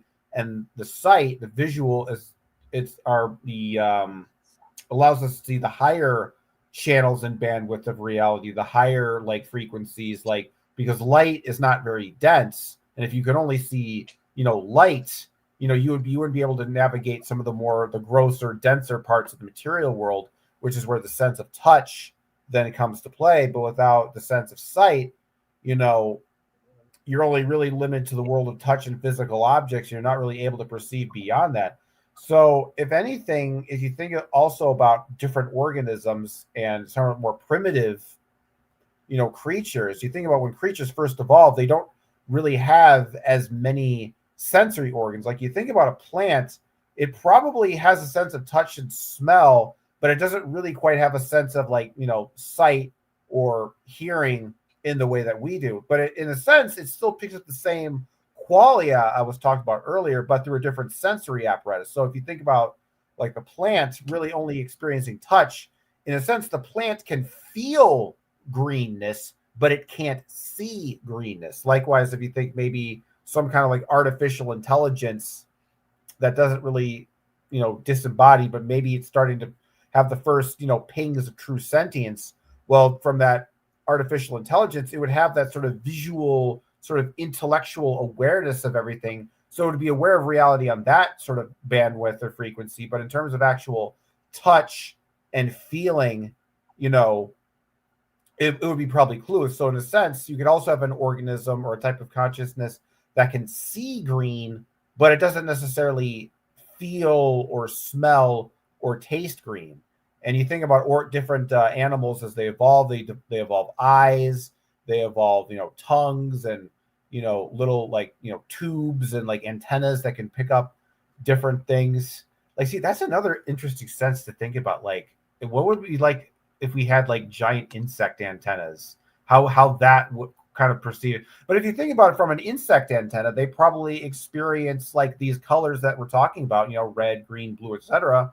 But through that antenna sense, that's beyond our comprehension. So in a way, maybe these qualia that we're talking about can also help us understand sensory experiences like maybe an antenna or like an animal, and allow us to better be able to more easily comprehend that idea. So in a way, I guess the kind of general thesis that I have from the statement here, it's almost like it's like the reason we have 5 senses, that each one of those senses picks up a different frequency range of reality, and when all 5 of them are combined, you get this much larger multidimensional picture of what we're dealing with. Because I think with a lot of animals, they'll have heightened senses, but at the cost of diminishing another sense within the body. Like maybe something has a little bit of a higher sense of vision, but maybe they don't hear as well. Likewise, if you think about like bats, for example, like bats have very good hearing, and they can basically see the environment just by sort of like doing echolocation and bouncing things back off. But they don't really, their visual, they're not technically blind, but their visual field is not quite as strong as their hearing field. And with human beings, it's kind of like we have a much larger sort of like variety of frequencies that we can attune into that other animals and organisms might not necessarily have, might not necessarily be privy to.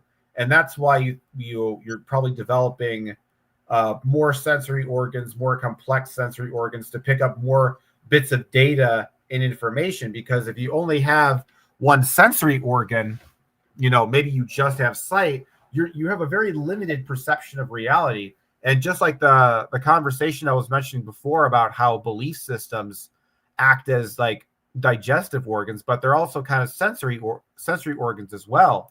What you believe will determine ultimately what you see in reality. Like, you may think that when you're outside with your friends that you're seeing the same day, but maybe from the depressed person's point of view, the world seems a lot darker, a lot more shadowy, a lot blurrier. Whereas somebody who's happy might see that exact same place and see a lot more brightness, a lot more colors, or like a metaphysical experience. Like our metaphysical senses are also based on how we perceive reality, what we believe in. And, if you go in and you only have one very rigid belief system, when you go into the astral plane, that's kind of similar to being an organism and having only one very rudimentary sensory organ, right? So, for example, let's say, you're some kind of monotheist or something like that. You have that monotheistic like eyeball that you can stare into the spiritual realm with, but you might not have a spiritual nose. You might not have spiritual ears. You might not have a spiritual sense of touch, and other perspectives and other ways of thinking can act as almost different sensory organs in that sort of imaginal astral space. So I'm not really sure where I'm going with this, but I'll have somebody else jump on this line of thought if they're there. Yeah, I'm with it. And I've also, as far as the physical senses goes, we have so many other senses that are like really not used, that other adepts have like come to become more familiar with, but that everybody can experience. And it kind of takes like an immense amount of patience sometimes to be able to tune in. But after tuning in, it can get a lot easier to be able to get back there and to conjure that wavelength up in your mind to be able to be resonant with other things that you're connecting sensitive of. So like a lot of people know that like dogs and cats and of course, various wild mammals and stuff are sensitive of the environment when it comes to like a storm coming or an earthquake that's coming. There's these like really like subtle shock waves that come first that humans don't seem to really notice. I think we could really tune in to be able to notice those kind of things, but it might be the case that we're like less tuned into the physical world and we have more of a capacity to be able to tune into our minds, things that are basically unseen by most people. But we know that other people can be able to see them, like, for example, apparitions or ghosts or phantoms or things like that, or spirits. Or a lot of people will tend to say that they see lost loved ones when they're on the verge, things like that. But, we also have the capacity to see in anywhere in space and time with our minds. Whether that's in the present moment or through time. And many people can see in the future. The ability to be precognitive is very rare, but it's known to be. And some people do have that capacity.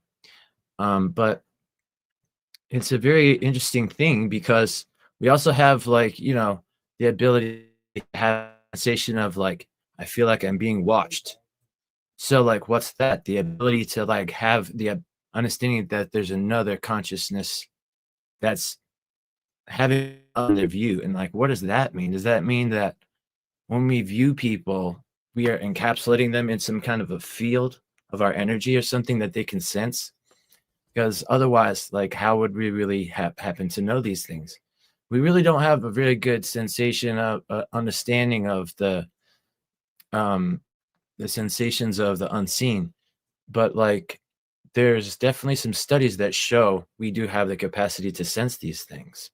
We don't really see the fields through which they operate yet. We don't really study the energy fields yet enough to really be able to have a visual understanding of like where they are and how they operate and how we can be in them or be less sensitive of them or whatever it may be. But like, there's also capacity of mood, the ability to detect mood when we see somebody or feel somebody come into a room or a building. So that's like a kind of a resonance with our organs potentially and our aura. And I think our aura may be, from like what we've been talking today about, is potentially that the aura may be an expression of the organs and their emotional content that's stored within them, creating a field around. And those fields, when we come around others, may connect with other resonant fields. So you kind of see this when you're with somebody and talking to somebody that's on a different resonance than you, and they're talking to you and you're trying to listen, and it's just not really catching because it's not really resonant and it's not really seeming to be important to you. Maybe it's something that would be trivial in your mind. When we have those kinds of experiences, it's almost like our fields are not really connecting. They're kind of bouncing off, or they're creating a negative interaction. What do they call negative interference, where it's kind of lowering both of our wavelengths. Whereas when we're around somebody that has resonance with our fields, whether that resonance with like both people have this emotion, like both have anger, or one has anger and the other has fear, and that there's a resonance there, or something going on in that sense. I feel like if there's a resonance between the fear, it seems to be boosting the anger and lowering the vibrations of the fear, or maybe lowering the vibrations of both potentially. But I feel like in anger, they show with a body thermal imaging, they show when people are angry, the upper body gets extremely warm and hot, and the lower body gets cold. So there is a lot of energy that rises up and wells up from anger, whereas fear, I think it's usually just the opposite, unless there's a panic. Maybe that would actually cause a rise in thermal energy. I'm not sure.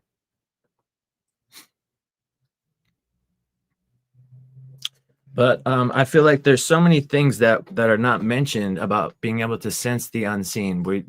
And I mentioned earlier being able to sense spirits, but other people have like a sense of like people's intentions.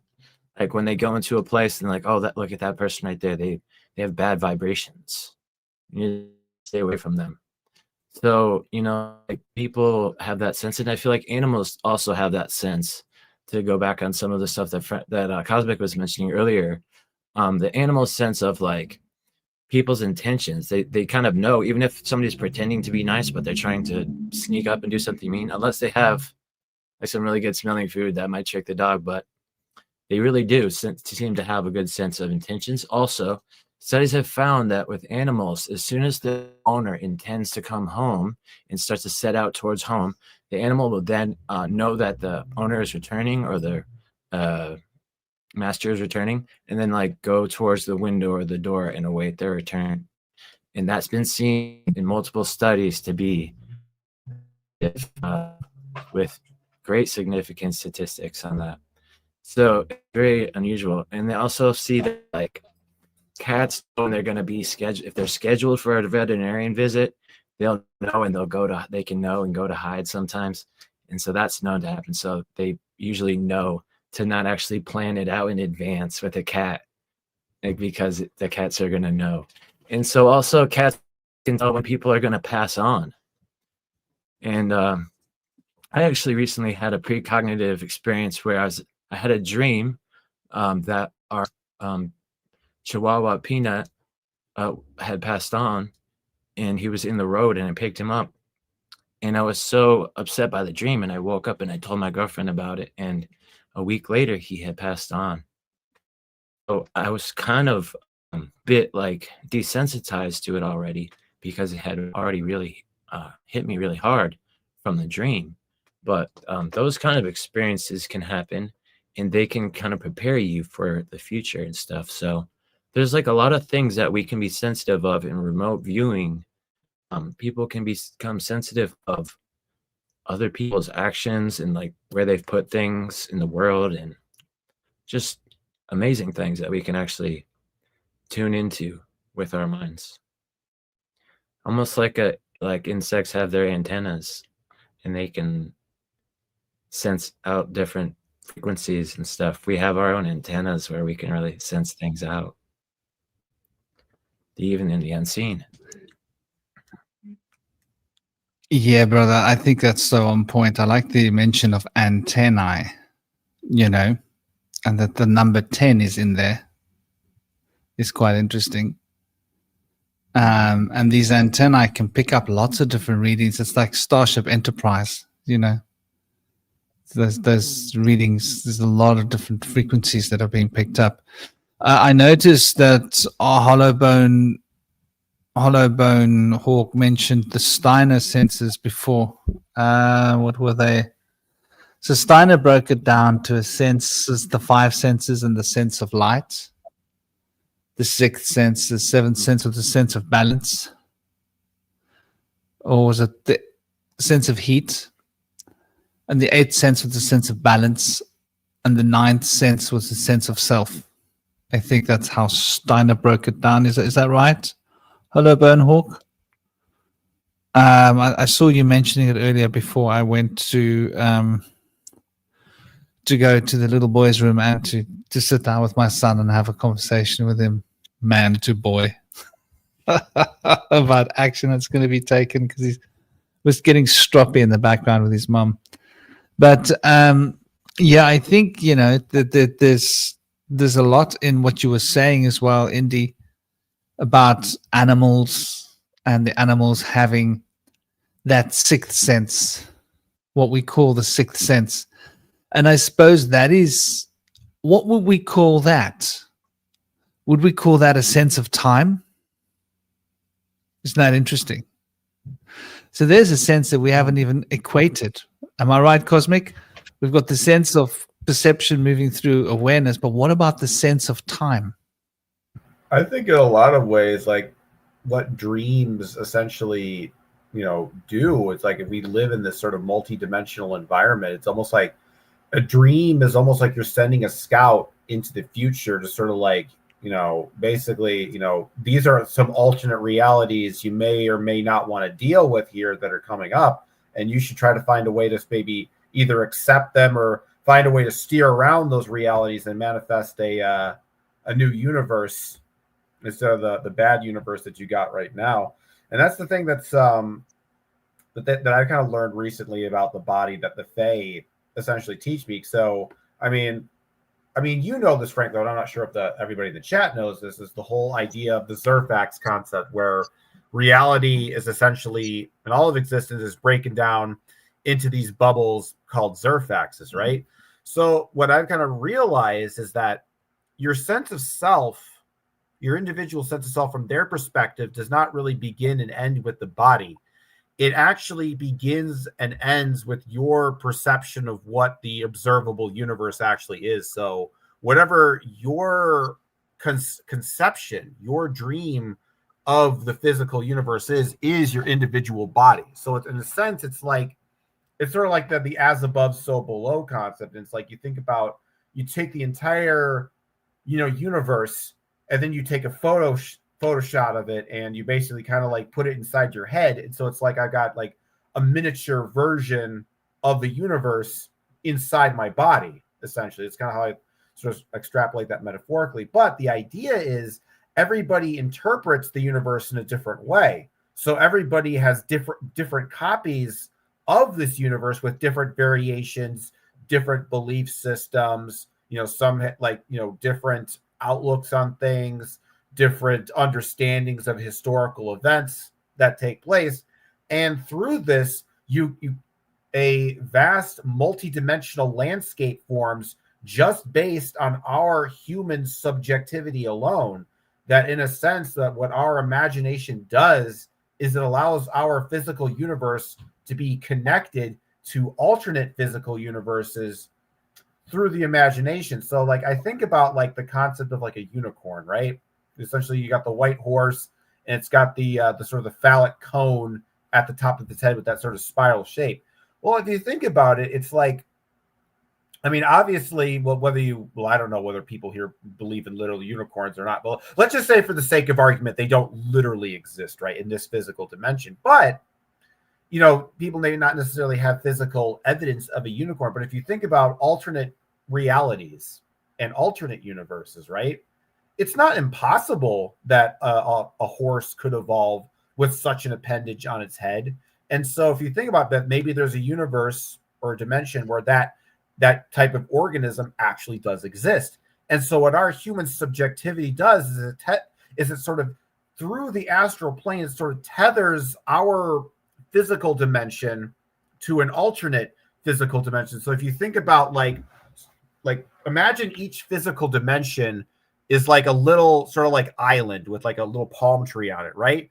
And then the astral plane is the ocean that sort of connects all the islands together. And so each one of us has our own sort of island, and they sort of realize that, you know, and your belief system extends to that universe around you. So in a way, it's like from the phase perspective, it's like what you believe, regardless of whether it's true or not, is going to manifest in your reality. And so it doesn't come a question of whether I manifest a true reality or false one. It's really more, do I manifest a good reality? Do I a beneficial one, or do I manifest a bad reality? So in terms of the body, they have this idea of 4 bodies, right? So you have the first body, which is the body that you're familiar with, the one of your 5 senses, and you know the one you experience. Then there's the second body, the astral body. This is sort of your dream body, how you see yourself in your mind's eye, how you sort of interact with objects in the dream world, and how you kind of subjectively perceive yourself, whether you're big, small, you know, grandiose, or a nothing. That's how you manifest there. But the third body, which is sort of like the ambient, that's sort of like your own subjective universe. So that's like the body of your entire universe. And that becomes an ontological aspect of your being. And then the fourth body is basically, well, it's not really your body, but that's the body that sort of connects to the rest of the universe, sort of outside of your perceived area of self. So what's interesting about, and why I've come to the conclusions that I've had, which, you know, people have have developed the reputation of being somewhat of a critic of the concept of oneness, right? And so what I've kind of learned from this whole this ontological understanding is that, you know, people will identify with that universe body that I'm talking about. And they think, yep, that's it. I'm the entire universe. I'm everything. And it's very easy to get to that state of consciousness. But then there's a thought that'll come to your head. I wonder what's outside this universe. And then all of a sudden it's like, boom, all these worlds outside of it show up. What you think, oh, it's this black, you know, nothingness that exists outside of me. But then when you just ask yourself that question, what lies beyond it? It's like you start seeing all these massive spheres and all these other alternate dimensional realms that you close yourself off to. And I think a lot of people, they identify with that third body I'm talking about, and they think that's it, that the journey is over. I've identified with everything. And it's like, yes, you've identified with your own perceptual universe. You've gone to the edge of your being. Now you need to go beyond your own perceptual universe. And I think that's kind of like what I've been saying lately is that, you know, people talk about the multiverse as being like some, you know, abstract out there concept. And we need to, you know, get a special, like, you know, Rick and Morty style device to access these alternate dimensions, and only scientists. But really, if we really think about it from the framework that I talked about just now, the multiverse is other people. You, Franklin, and you, Indy, you have your own universes. I Cosmic have my universe. that I exist in. And this conversation forms a singular universe by the three of us interacting with each other. And we both take in things into our universes that are beneficial and, discard the stuff that isn't beneficial. So from the Fae's perspective, like, because they're multidimensional beings that can kind of see outside of the universe, like the first step is to sort of recognize that, our perception of the universe itself is akin to an extension of our own bodies.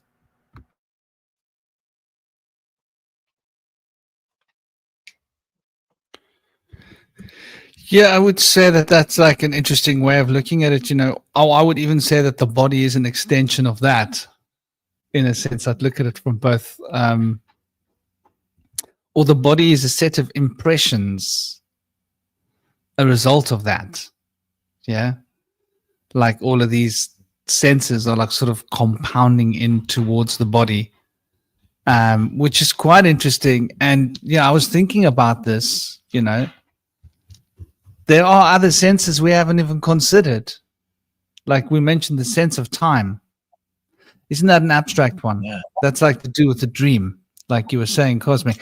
But what other senses are there other than the sense of time, right? What about a sense of perspective? Sense of hot and cold. That's another one. Well, yeah, no, absolutely.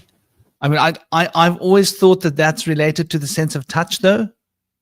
That's true. Steiner relates because the sense of touch warmth can feel a lot of also energy or less. Sorry? The social emotional senses Steiner talks about also relate to warmth. And he suggests that even the physical senses that we touch resonate best in a warmth than if they're cold or hot. So he says, like, socially, warming would be welcoming people and like connecting with others. And emotionally, like a sense of comfort would be like warm place. So I also consider like a sense of logic or a sense of sense. Like, you ever hear somebody like say something that sounds like it's nonsense or bullshit. But the thing is, you don't necessarily intellectually articulate why that statement is necessarily wrong or illogical right away. You just sense that it's illogical. You sense that it seems wrong. And then you extrapolate later as to why that statement is illogical. But I think you can also say like maybe perhaps a sense of like correctness and incorrectness would also be another sense. Right. But also like a lot of times comedy is like illogical. So I know that might be an exception to what you're saying, but that might be a way in which illogical and nonsensical things are valuable in the sense of their energy of being warming and welcoming. But the point is that you can still sense it. It's not necessarily saying that the sense of illogical is bad, but you can make the distinction is the point I'm trying to make with a type of sensory organ. But interestingly, like some people don't really sense humor that much, like engineering types sometimes are so over analytical that it just goes over their heads. And I'm guilty of this sometimes myself. Yeah, it is a sense like that. It's like a kind of like a humor blindness, if you will. In the same way that some people can't like see color or something like that. Maybe some people can't see humor. Mm-hmm. It does happen. Howard's putting an interesting question here. What is the function of senses?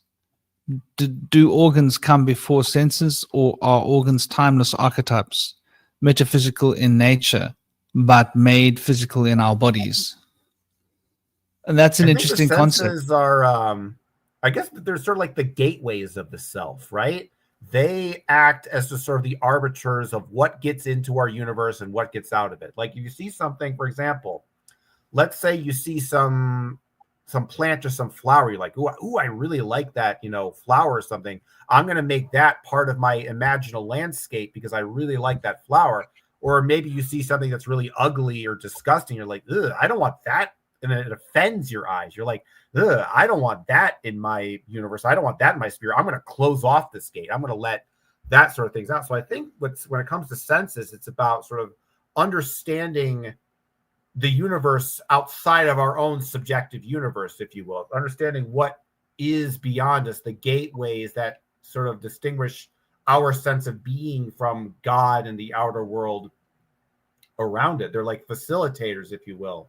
And I guess like the organs in the sense are sort of like the machinery within of the universe that kind of takes in like whatever passes in. Because if you think about it, like if you ingest something, whether it be if it's poisonous, you know, the stomach is still going to digest that poisonous thing regardless if it's healthy or not. It's because the mouth basically has said, or it basically is the oversight committee, is the gateway that says, all right, this is allowed into the body.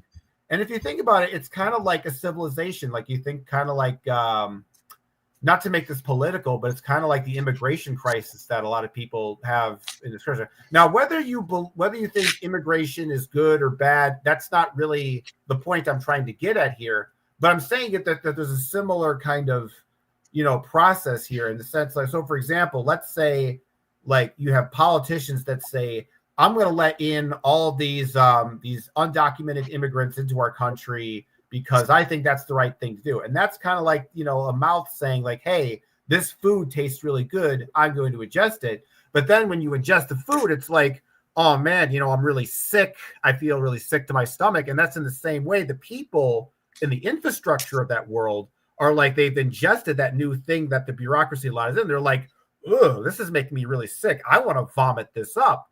But then the self is like, no, we got to keep this down. We got to, you know, we don't want to vomit at the party. We try to maintain our image here. We want to look good. But the stomach's like, no, this has got to come up. This is poisonous. We got to get this out. And so in the same way, it's almost like, if you think about what the senses are, they're almost like the politicians of the body, if you will. Like there's the sort of like, they kind of decide what goes in and what goes out. And the actual organs are kind of almost like the working class, where it doesn't really have like necessarily have a say, but it can also sort of violently revolt against the senses. And it's like, oh, you're going to bring this toxic food? And it's like, well, screw you. I'm going to give you this sharp, unnerving pain. Let's see how you like that. And you're like, okay, stomach. All right. You're right. You know, stop with the pain. I'll stop, you know, eating this terrible food. You win. I concede. And so in a way, it's kind of like the organs in the body kind of function like a democracy in a country. Each organ has its own sort of like, its sort of desires, its needs and wants, and sometimes they're in conflict with each other. One organ may want something that another organ doesn't want. And the sensory organs, they may not even care about what's going on inside of the body. They're just more concerned with the sort of the external image. So there's a lot of interesting metaphors you can pull from this. Yeah, I wonder about like telekinesis. Like, is that one of the senses? Like the ability to like feel, your ability to like move things outside of yourself?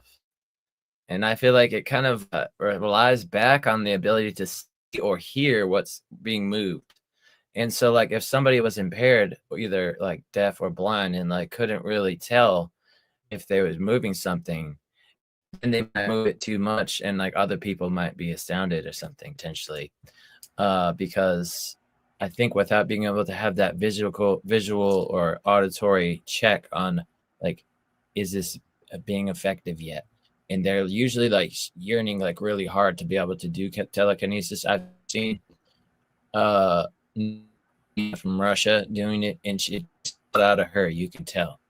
But like other people might be more of ease doing that kind of stuff. But it seems like they're using their heart field or something outside of themselves to be able to move things. Yeah, I imagine it's almost like when it comes to telekinesis, it's almost like the object that the person is trying to move with their mind actually becomes an extension of their body. So for example, like let's say I have a pencil on a table and I want to use my mind to sort of like rotate it. In a sense, I would imagine that in order to rotate the pencil, you have to almost literally become the pencil, in the same way that the way I'm able to move the fingers in my hand is that I embody those fingers within my hand. I become those fingers. I don't just, you know, think at the fingers and tell them like, just move, damn it. It's like you become the fingers and they move on themselves. So I imagine with telekinesis, I imagine it's a similar process where you sort of ontologically become the object that you're working with.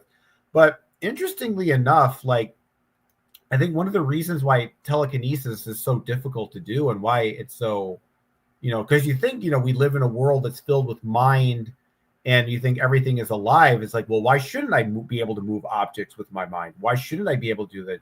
But that's exactly the reason why you can't, because in a way, the reason that it's difficult to move an object with your mind is the same reason you can't necessarily tell another person to move when they're told, because the object is a life form that has its own will. It has its own desire. So you may see a rock and say, hey, rock, I want to move you with your mind. The reason that rock is moving is like, screw you. I want to stay right here. I'm a rock. I'm a living being. I have my own existence in this area, and I'm not moving for you. I'm not letting you take control of me. No, I'm a rock, and I'm going to stay and do my thing. And I think when it comes to objects, I think that's kind of why it's difficult to move things with your will, because these objects, they have their own will. They have their own existence in this world. And when you're moving an object, just willy-nilly, you're violating that being's consent in a sense. When you take a rock and you move it with your mind, you are messing with the rock's will to want to remain stationary, to want to remain in place. The rock remains in place because it wants to remain in place. And when you move it when you try to move with your mind, the rock is having its own will refuse and negate your will. So the way I see interacting with nature and telekinesis, I would imagine that you have to learn to sort of align your will with the object that you're working with, so that you and the object ultimately have the same goal in the end. So that's how I would imagine it working, by sort of understanding that the world around you has its own independent will, and that you have to work with the will rather than force that will onto the object. Yeah, I think that's a really good way of looking at it, that we're in a universe of cooperation. And just like within our bodies, all the organs are cooperating and all the tissues are cooperating with each other in the organ to manifest that organ's requirements and needs. All the organs cooperate together to get what needs to be done, dictated by the body. And so in the form of using will, the will, we think it's about dominating and beating something down into submission, where it's more about convincing, isn't it? Convincing matter to play along, convincing the thing to move, convincing the rock, like, hey, you know what? I reckon it's in your best interests if you go up in the air. It's much better. And the rock's like, what, do you think I'm missing out? Yeah, I think you're missing out. I think when you get that sky, that bird eye view, you're going to realize all that you mean. And the rock will be like, well, you know what? You could be right. And then you're one step closer to moving the rock with your thoughts. The same way as if you want to move someone, you can move them. You can convince them to move, you can find a way to convince them to move, and different people would be a different way. Like, dude, I think someone just peed in that seat. You see how quickly someone gets out of the chair, That would be rude, but whoops, I think someone just weed, sitting in weed, dude. But I do get the sense that we put so much self-importance into ourselves that we're alive and everything else is just inanimate, that we forget that we're in this cooperative, co-creative experience of life, and that the forces of life that bind us to ourselves are also the forces of life that bind that rock to its space, and us to the rock, and everything else in between to everything else, and to us through us. That's a really beautiful way of looking at it. Indy, was there something you wanted to share, brother? Oh, I was thinking back. I read this article about Alchemu. It's an ancient group of people that have a psychic connection from across the globe, but they were able to do astounding things. And there were sages from walks of life, was like Zoroastrian sages and East sages, and they never met in person, but they would meet in the mind space and teach each other. And they were adepts, and they were able to show their abilities to others by conjuring up animals that are untamable, that would usually run from people, and having them come onto their hand and just animal and its behavior with their mind. And I think it was like something that you mentioned earlier reminded me of this, where like if we are in resonance with these other creatures and like we have good intentions, we can kind of like merge our will somehow. And so this kind of thing happens. And interestingly, I had an experience in which I was dating a girl from the Caribbean, and she had this practice where we could exchange minds. And I had like a back spasm. She said it will undo whatever kind of like spasm that you have. And so we did this, and like I had her thoughts and about my memory, and my body, but I couldn't recognize my thoughts. I couldn't recognize my emotions and my behavior. So I was astounded. And then we switched back, and I didn't have my back spasm anymore. But it was kind of comedic what was going on there. I was being very prudent, and it was very unlike myself. But it was very funny. She was very forward, and she was very unlike herself. It was a funny experience. But like people can have the ability to like do the like change their mind to someone else's body, put their mind into the past or the future or another place in the present. But I feel like we all have a subtle aspect of this when we hug with our left to left shoulders connecting. They say that's when the heart spaces connect. We hug with right to right shoulders. That's when the livers connect. So they say that when our livers connect, if they have toxicity, our connecting will balance them out. And same with the heart, which I think carries hate in love, but other people may disagree. I know Franklin mentioned that the heart carries anxiety.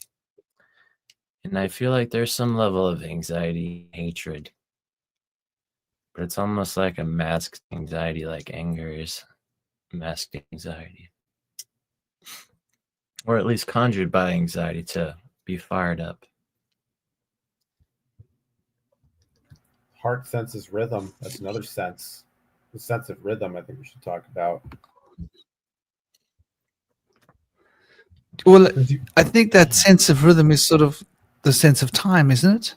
Yeah, I guess it's a similar sense of time, but like you think about like, because if you think about like all these emotional states we're talking about, joy, anger, there's probably a specific heart rate and a specific pattern for each state of mind. If you think about it, because like if there's anxiety, it's really beating fast. If you're, sad state, it's probably beating like, really slow. And you start to think about like that, it correlates to the tempo in music. Like obviously when music is really like fast and frantic, it creates a sense of anxiety. Whereas if music can be very kind of like slow and plodding, it can also make us feel very kind of like sad and depressed. And what I'm saying is there's that 1-to-1 ratio between the tempo of the heartbeat and the tempo of the music that you're listening to, and you can feel a sense of rhythm. And I think I guess maybe it's more of a sense of timing, if that makes sense. Maybe that's a better way to look at it, because some people, they have a sense of rhythm and some people don't have a sense of rhythm, that sense of being able to sort of lock and align your body with the harmonic frequency of the music that's being played in the room. And some people have a good ability to do this and other people don't have the ability to do this. So that could definitely be like a sensory organ, or like and if you think about it too, it's like there's senses within senses, like a sense of pitch, like it's a sense of hearing within the sense of hearing, because some people are apparently tone deaf. Like they can hear sounds, but because they're tone deaf, they really don't have an actual sense of harmony or melody. So even though they hear actual physical sounds, there's a sort of deafness when it comes to the melodic and the harmonic and the or the rhythmic, if you will. So it's like, I guess if you think about it, it's like a tone deaf tone deafness for hearing is kind of like color blindness for seeing. And yeah, that makes perfect sense.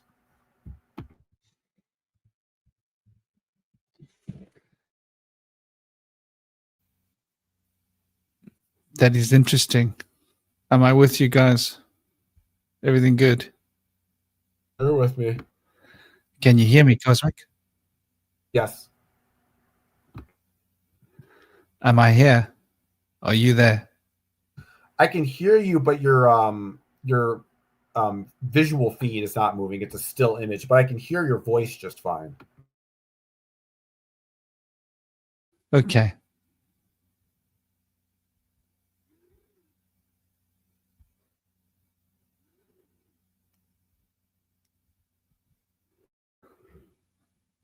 Well, it seems I'm back. My screen was going all funny. Pictures went away. They came back. I take it I'm back, fully back, right, Cosmic? Yeah, you're back. Okay, good. I had to change internet connections, and while you guys were talking, I had to send a few emails. 3 different speed tests, screenshots, complaints. I've been complaining to my internet provider now for like a week. They fixed it.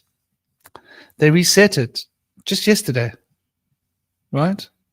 Just yesterday in the morning. And I'm so honored that the moment they reset my speed, I sent an email. 2 minutes later, my phone rang. They wanted to come to test my speed. I said, I just sent an email. You guys have just fixed whatever the problem was. So this is how clever these companies are, right? You're complaining about speeds, then they do something on their end to set the speed to what it should be, and then they phone you within 2 minutes. But I was that honored that when they sent me I took screenshots and sent it in an email. I said, it's funny that you phoned me. Check your email. I just sent an email. Bawakasha, I'm ahead of you. And in the email, I explained speeds have just come back to the normal, what they should be, which is like up to 250 megabyte per second upload and a download. And so the guy was like, oh, I was like, yeah, man. Literally, it's not a coincidence that you're calling me now. But so I'm back to the email story again. But yeah, so that's why I was a little distracted earlier. If you saw me sort of looking at the screen, I was screenshotting and taking emails and sending emails. Sent them a couple of emails, 6 screenshots. That'll keep them like a little bit busy. So yeah, I do think that these sensors are like highly evolved instruments. And Howard asked a question earlier, which was quite interesting, you know. What was his question? Let's go back to what it was. He's gone to walk the dog. But while he's walking the dog, we can talk to a man about the dog. Common sense. And I think that's like quite an interesting point. Like, what is common sense? And I always think of common sense as being, well, exactly what that says it is, right? It's the sense that's common to all the other senses. And when you really think about what that means, it means it's the senseless sense. The sense that is within and driving all the other senses. So common sense, I think, relates to knowledge. Yeah, what is common sense? I think common sense is knowledge. When you just know, right? And that's what common sense is. It's like when you just know something, it just makes sense. You just know. You don't have to figure it out. You don't have to have an excuse or a reason or, you know,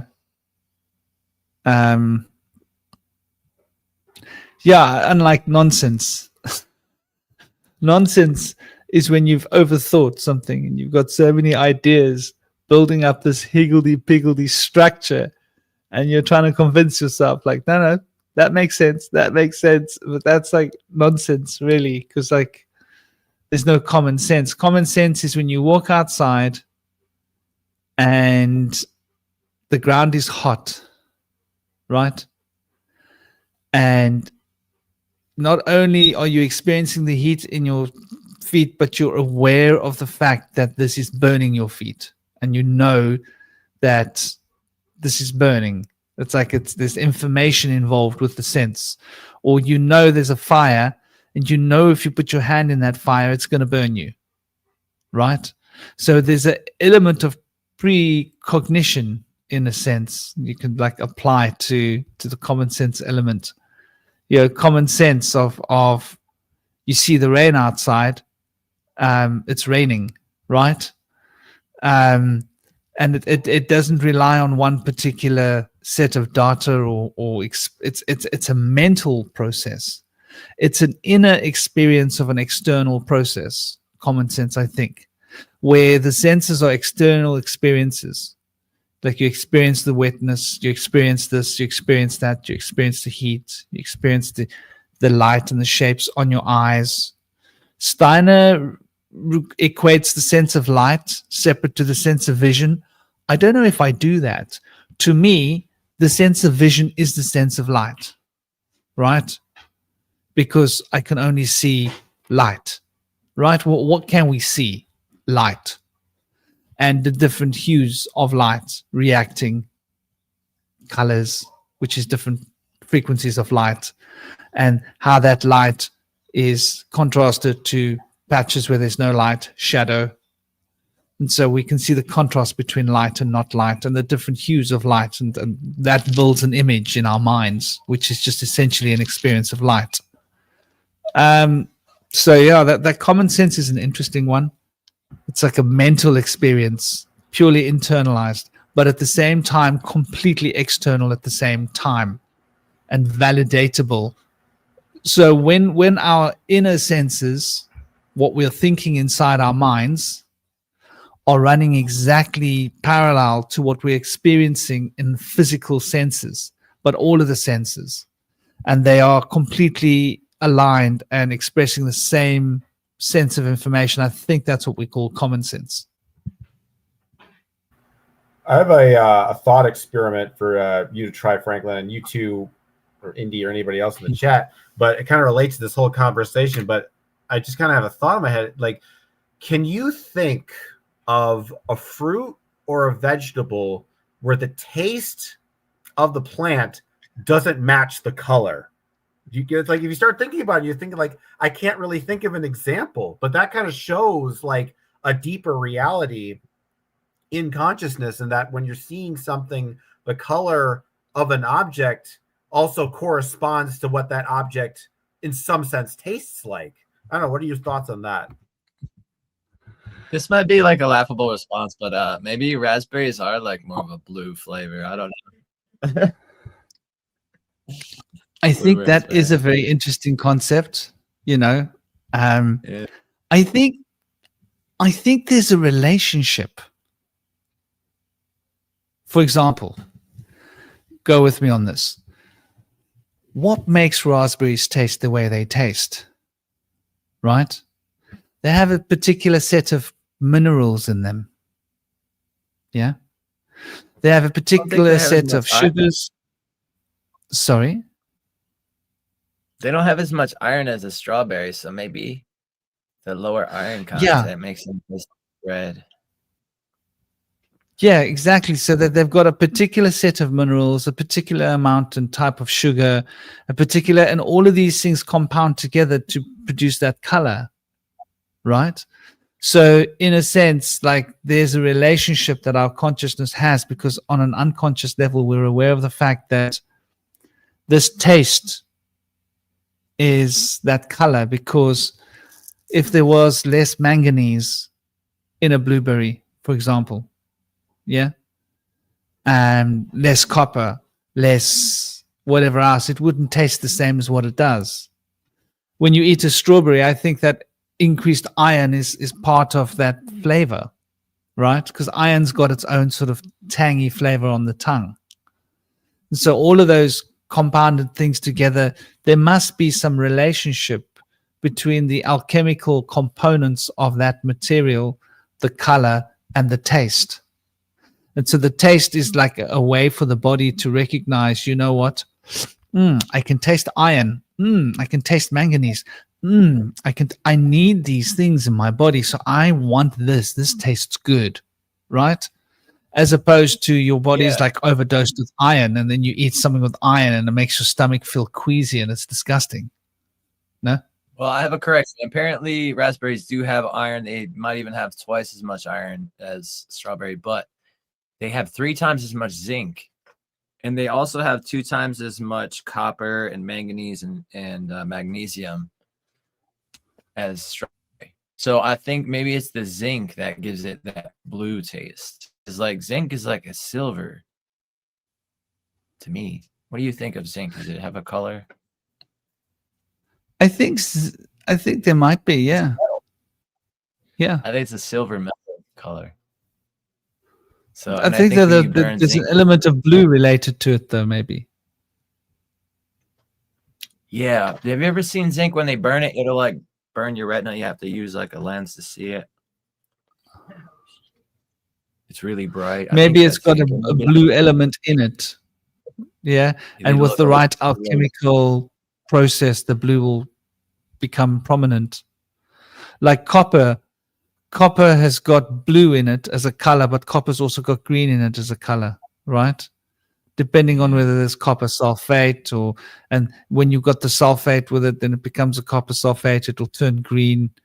But if you look at copper, it's almost got a bluish hue in it, like when it's not reacting to oxygen and sulfur. Cool. Yeah, zinc will burn with a bright bluish green flame when it's burned. Yeah, that makes perfect sense. And common sense as opposed to initiated sense, Neil. Yeah, that's interesting. How much of our sense? Oh, sorry, my darling. What was that? Shame. I put it in the blue-green flame. It's not a true blue. It's not pure blue, but it's a little bit green when copper is burned. Yeah, I think like that's very interesting with the senses. How much of it is affected by the inner sense, right? And so we speak about children being innocent, right? So they don't have any innocence, right? They've got no sense from the inside to pollute their experience of the world with. Innocence. They experience the world as it is, pure. So common sense and innocence, I think there's a relationship between them. There must be, seemingly, but it's an interesting concept. I get that, Hollow Bone Hawk. I get that he's talking about different, concepts of light. I would equate that to energy, like, and so that's the next part of the thing, like the senses. And then when we look at the elements, okay, so like what are the elements then? The elemental, and I think the senses are like beings. I think the experience of sense is carried through a being. I think this being is composed of elements. How's that for an interesting concept? Just like the organ is made out of groups of molecules and populations of cells that operate together, then you've got the sense, but the sense is made out of elements, elemental potential within that sense. And so we speak in Vedic yoga that the sense of smell has got the element of earth very rich in it. It's also got the element of water, fire, and air, and akasha, and thought, the sixth sense, and the seventh sense, self experience, like, this experience with the perception moving through the awareness. It's got all of these senses. So we could then equate, and the sixth sense, you could equate it to 2 senses that is experienced through one continuum. That's why there's 2 petals on the chakra, and why there's 2 wings on the apex of the caduceus. In the same way, you got the 2 bij petal seeds on the ajna chakra. And this poor moth is doing his rounds. Oh, I left the window but open. I'm I'm gonna have a moth factory in here soon. All the wildlife. But I've been having little baby spiders running over me all week. I haven't seen any running over me today, but I'm getting used to them running up my sleeves and in my clothes, and I think they bite me every once in a while. I think I feel like, oh, did I just get bitten by that little bugger? Like, they're tiny little babies and they run fast. They're like, shh. I've got so many spider eggs in my living room on the ceiling because it's a wooden ceiling, and I feel bad about removing the webs if there's eggs in them, because I don't want to like disturb the nature. And I actually enjoy having all these spiders around. I know it sounds weird, but they keep the other insects away. Yeah, we've got real problems of like wasps and hornets coming in as well. So, you know, if they get stuck in the spider's web, then they become spider chow chow, you know? Very Janus of you. Well, so I've got all these spider webs and they're hatching now, all these little eggs and these little egg pods. Like there's loads of them. I specifically look after them. Like I feel that I don't want to hurt them. So now my house, but this room is full of baby spiders. And here, this is where I do my podcast on this table. I think there's some spider eggs pods underneath this table as well. So I've been having like an exciting experience this week of just every day, like 4 or 5 baby spiders run over my body and they kind of run up my sleeves. And they're so quick, you can't like catch them. You put your finger there, they're like, wow. They look like little guys on steroids. So anyway, I didn't want to lose my train of thought. But yeah, the element. Sorry. Are you familiar with the Yeah. Jains? They'd be proud of you, the Jains. The Jainists. Yeah, man, religion, the Jains would be. Yeah. Yeah. Look, I've been afraid of spiders. I was talking to my girlfriend about this a lot of my life. Like, I was more afraid of a spider than what I was of a charging bull. Now that doesn't make sense, does it? Yeah. Like I would No. feel more Maybe it's- comfortable looking into the eyes of a charging bull than just picking up a spider. It's something that maybe your mother passed to you or a past life, perhaps. No, it's Something of this that life. nature, something. Because I used to handle them when I This was life. young. Scorpions, Ah. spiders. think- I not just handle Yeah. them, I used to call to them. I can do that with snakes now still. But like spiders and scorpions, I would like sit and call to them and they would come to me and like come on my hand and I could like, they would come. Cool. So- That's what they did in the. Yeah, that was like a big part of my like childhood sort of training by my like guides. But then my mom hit my arm over here. And when she did, no, it was like over here. She hit me here. Because I had him here and her hand went like this up and she hit me under my arm here. And this thing started vibrating with that fear. So I've been spending my whole life undoing that coil of fear. And my karmic way to undo that coil of fear is to live in a field of spiders. If you think about it, the spider is a different kind of fear than a bull, because you think about a bull, it's this big, obvious thing that's running at you, but a spider can bite you in your sleep. It gets you when you're not noticing. It's small. It can fit in the cracks. It can hide in places. And I think there is something, in a way, more sinister about that when it comes to spiders. And just in the same thing with everyday life, sometimes the things that like worry us most are like the subtle, unseen sort of things, but really, like, if you think about it, spiders are actually like pretty cool, because really what they do is they just kind of like, they're not like other bugs where they fly around and they're annoying. They stay in their little corner and they just mind their own business, and it's like catching other bugs. And so most of the time when I have like a spider in my house or my basement, I just kind of leave it in its web, because it's not like, I think with the movie like Arachnophobia with like Jeff Bridges, where it's like there's these evil spiders that just come and like deliberately bite people, and like, Because that's the thing you start to think about. Like, I think we had this conversation on another roundtable where, like, we're trained to believe that animals are more malevolent than they actually are. I mean, it's also more benevolent too, if you think about, like, Disney movies and like teddy bears and stuff like that. But we tend to think that nature either like wants to like give us a hug, or it just wants to like murder us like brutally outright, when really like most of the time it just kind of wants to mind its own business. Like, think about spiders, they just want to chill up in their spider web. They don't really have any interest in like being malicious and coming down and biting us. But like as a little kid, like that's what I thought. Like spiders are like these psychopaths that just like look for victims to attack, because like movies and like TV train you to think that way. I don't know. It's kind of crazy. Yeah, it's interesting what you say about spiders. About a week or two ago, I think it was a spider. It went in my ear,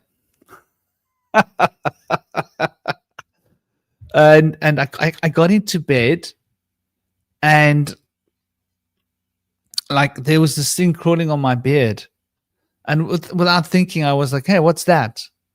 Like, and then I realized, oh, my hand's going to my beard to scratch, like.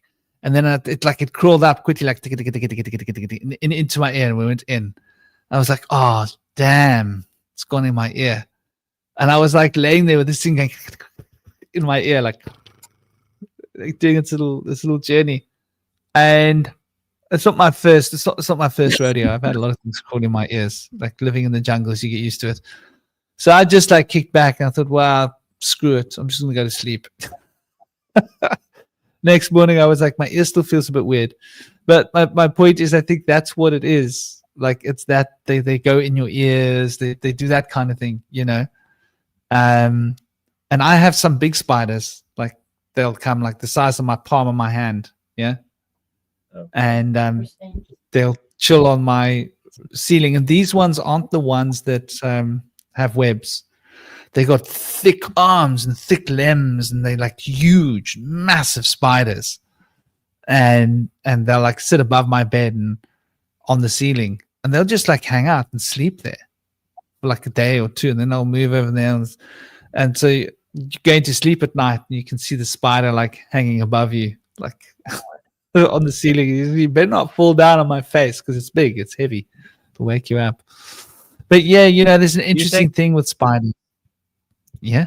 Do you think they can tell your intentions or like your emotional outlook towards them? Like if you disdain them or if you respect them? I feel like they can tell if you respect them and they respect you. What do you think? They do. They do. Completely. Like I actually talk to them. Like I see one like here, and I said, dude, like don't come and get on my thing, dude. It's okay. No problem. You good? Do your thing. Just like don't come and like climb on up my sleeve. Like I just talk to him like this. Hey, dude, it's cool. Do your thing. Yeah, I'll squash you. I don't want to squash you. You bite me. I don't want to squash you and get bitten. Screw that.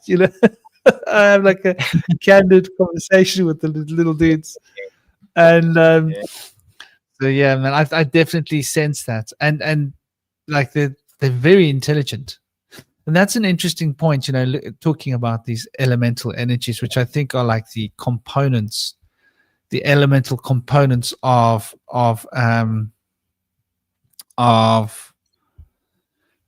sense, right? And so, the sense of smell is an element of earth. From a Vedic perspective, this is how the chakras are loaded. The sense of taste is the element of water, right?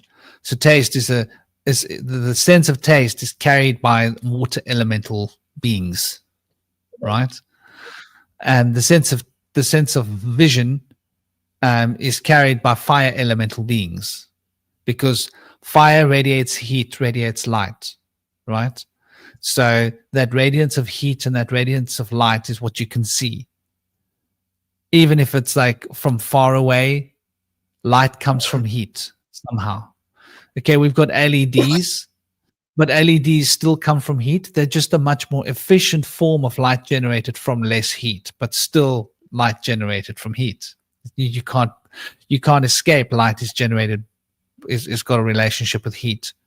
So They consider the fire element the element of light. That's the vision. And then the air element, the sense of touch, because air is it's all around you and it's pervasive and it's moving through your skin. Air, so it's causing your skin to open up and close and changing the sensitivity of your skin. And then the sense of sound, the sense of sound, obviously your Visuddhi chakra, which is the Akashic field, which is the vibrating resonant field of matter becoming matter from what it is before it's matter. Those elemental conjunctions, things operating together in a symphony, and the sense of thought, representing two elements, the sense of emotion and the sense of cognition. So cognition and emotion working together, but these two are like two spheres or petals of a inner sense. And then again, of course, all of that fits into the sense of multiplicity coming from unity, which is sort of like the idea of the experience of perception moving through awareness, but the perception is changing as it moves through the awareness, all the different types of perception experienced through the same field of awareness. So like that multiplicity coming from the monad idea, as the seventh sense. And so these elemental things relate to these senses in a sense, and which is quite interesting, And so I think that there must be more to that. And I think that these are elemental beings. I mean, what are your thoughts of this? This is sort of a very highly evolved form of contemplating panpsychism, right?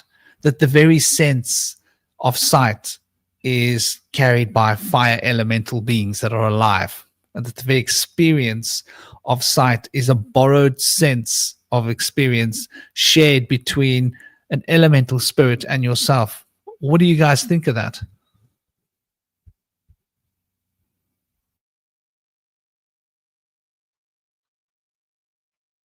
What, can you say it again quickly? It's another spirit is how connected to us? That our senses. Okay, so I'll use an example. That every sense is an element, is a group of elemental beings operating together so that we can experience that sense. So like this, the sense of sight would be a group of fire elemental beings that are radiating light, that are operating together to facilitate this experience of light that we can see.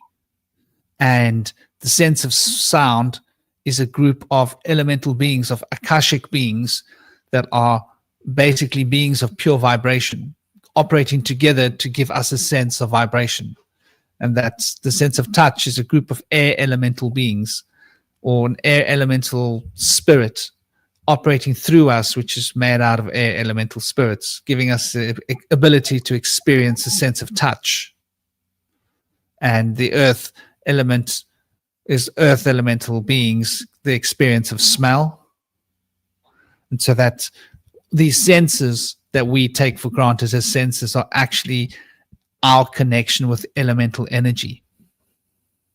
And that those elemental energies are working through us, and that the residue of those elemental energies working through us, we experience as sense. Yeah, that makes a lot of sense. I really like that.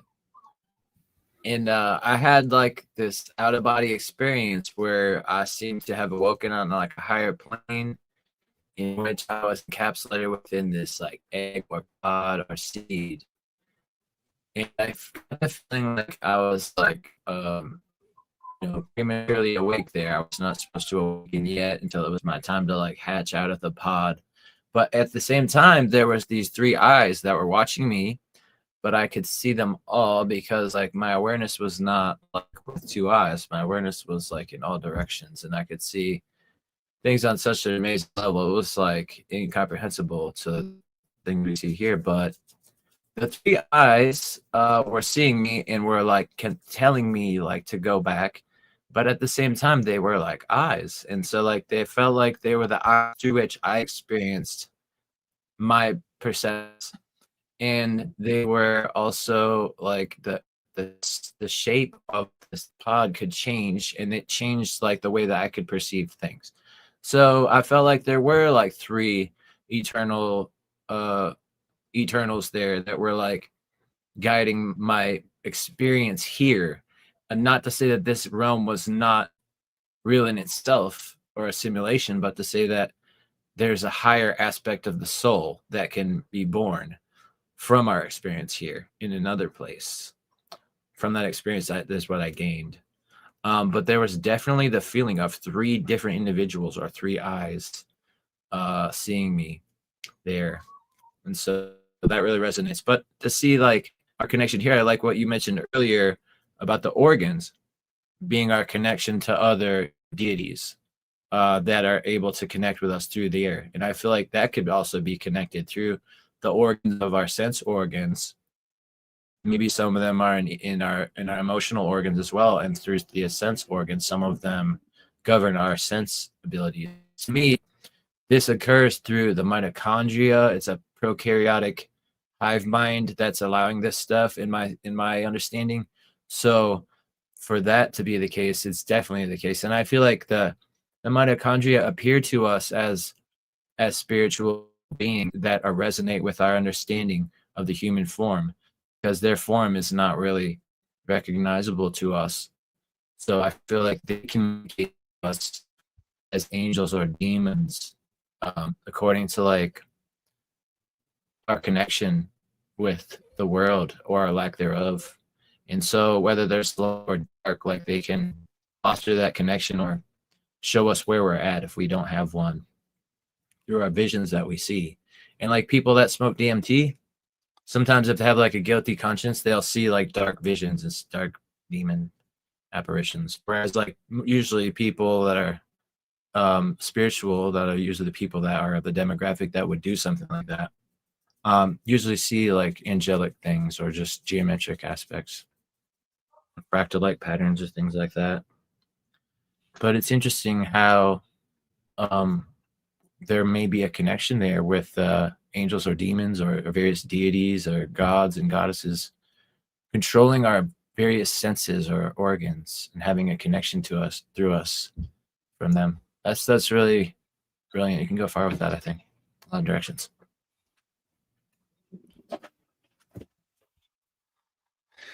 Yeah, it's very interesting because like, okay, like to keep building on that concept. So it's like, let's take stock of what we've done, right?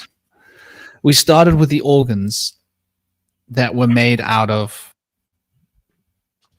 cells, which are basically components, basically a part of a colony of beings that operate together.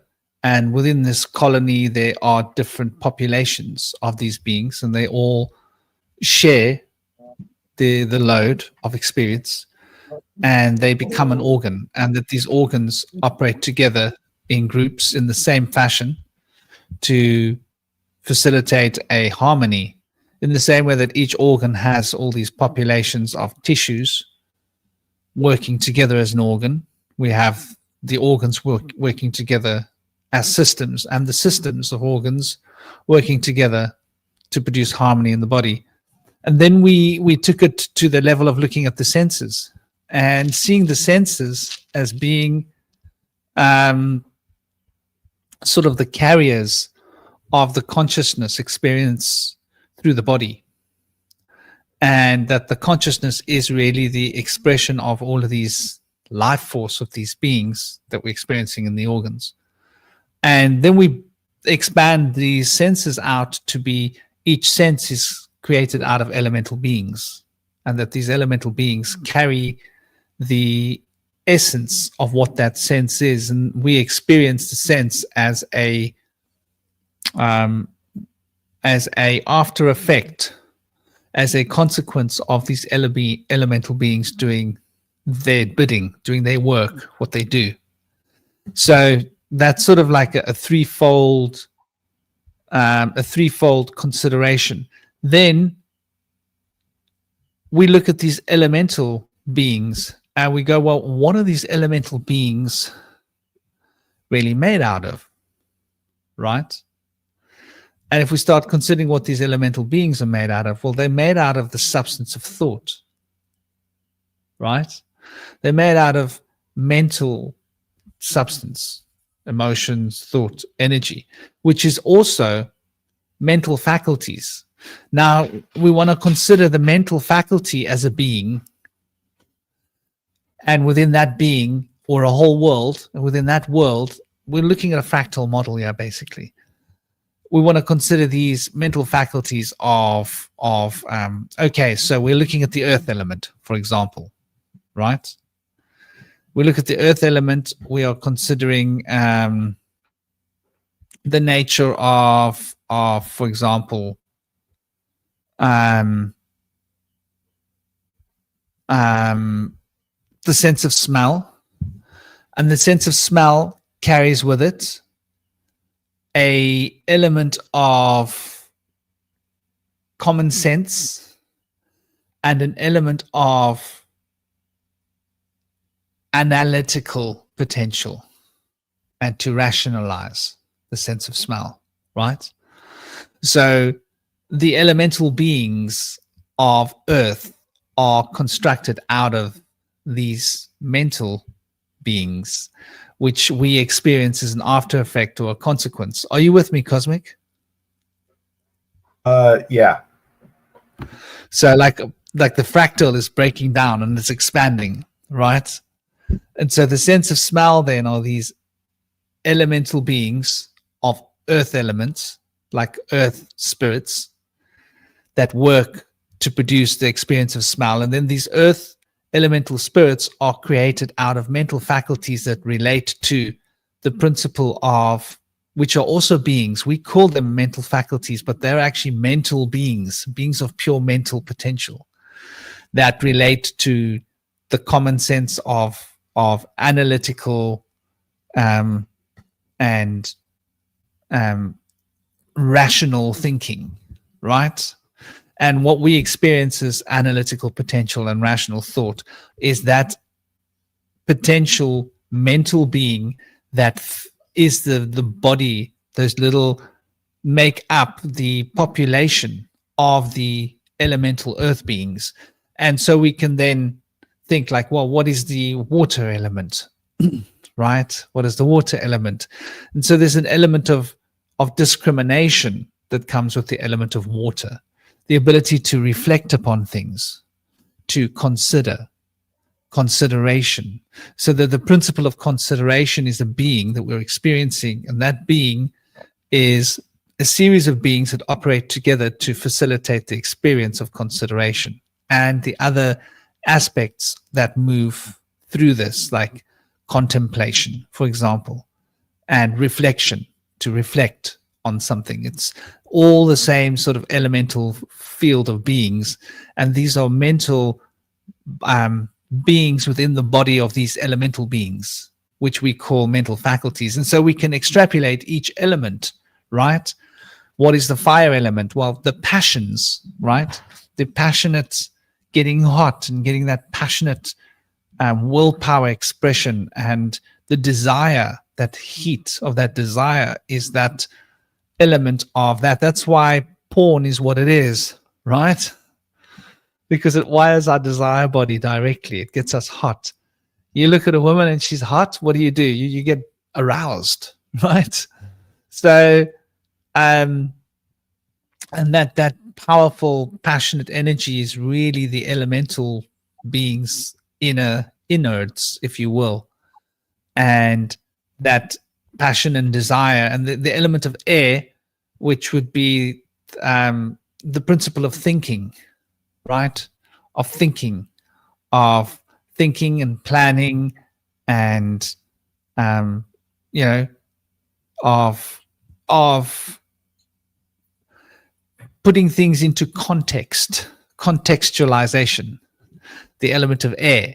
And so that sort of would then make up the spirit of the element of air, which is the sense of touch. And the hearing, right, which is the element of akasha, or the fifth element of quintessence, would then be constructed out of the psychic beings, the beings that transcend space and time and are able to experience the future and the past and merge through other people's consciousness. These principles of telepathy, these principles of remembrance, past lives, memory, all of these high functions would then be that particular spiritual essence, or not spiritual essence, but the mental essence of the elemental spirit element. And we're thinking of it as an element of the Akash, not in terms of its spiritual nature of transcendence. So, but transcendence over matter for sure, and able to communicate with the Fae, for example, cosmic.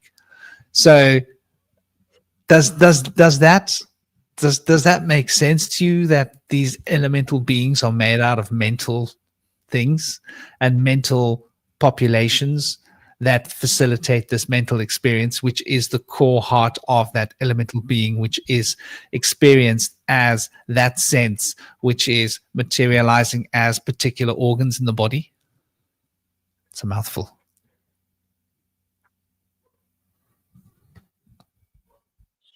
I know Indy just joined me, but were you following me, Cosmic? Oh, Cosmic fell off. Oh shoot! Hope he comes back. Well, Yeah, I can't help notice a strong connection with your thoughts about various elementals controlling the senses and the organs and such. It made me think of the Ogdode of the Gnostic pantheon, and so we have various deities that control. I'm going to go through like the top 8: thinking, thoughts, thought thinking itself, and then we have truth, grace, form is one of them. Peace, perfection, wisdom is the next, and then memory, afterthought, perception, and love, understanding, and idea. And those are sets of 3 characteristics of one individual in the Ogdode in the second part. So there's 8 altogether. I'm just going to go through the names: Nous, Enoia, Christ, Anthropos, Davitai, Oriel, Elileth, and Armozel. So those are like the upper eons of the pleroma, and they're said to, govern our, is like our mentioned characteristics. So I felt like that kind of tied in a little bit. I think it totally is what. They also have the lower eons, which are known as the harmony, the high harmony that I mentioned earlier, or the fates. And those are controlled by the planets, and they have the moon, Mercury, Venus, Sun, Mars, Jupiter, and Saturn. Moon being controlled by inconsistency, Mercury, greed, Venus, lust, Sun, pride, Mars, wrath, Jupiter, injustice, Saturn, deceit. So I find that interesting, that I would think that Mercury would be deceit and Saturn would be greed. But no, it's an interesting alignment of the high harmony, the fates that we're, either aligned with or misaligned with in our stars, that our alignment with these various planets in our astrology, or lack thereof, can help us work with these, I guess you would call them personal inadequacies and such, various names of it, shortcomings.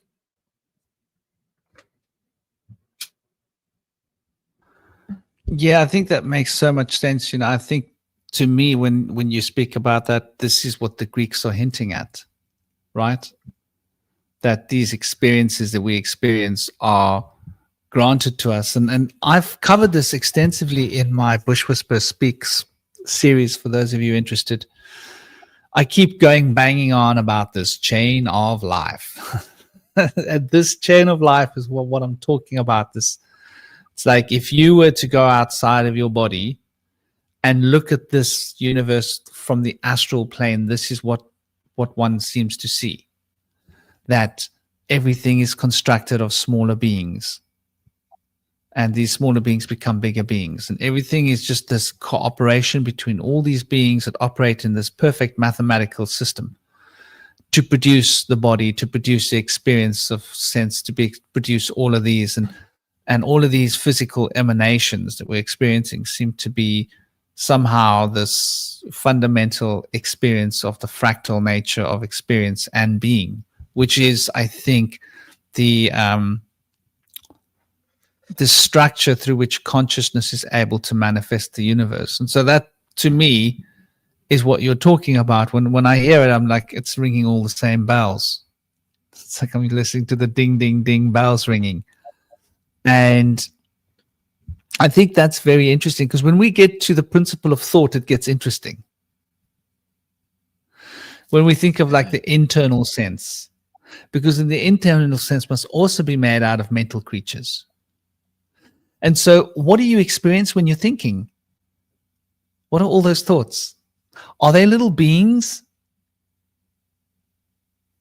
slipping through? Like are you looking at a river, right? This stream of thoughts. And they're like little fishes flowing through the river. And each fish is its own idea.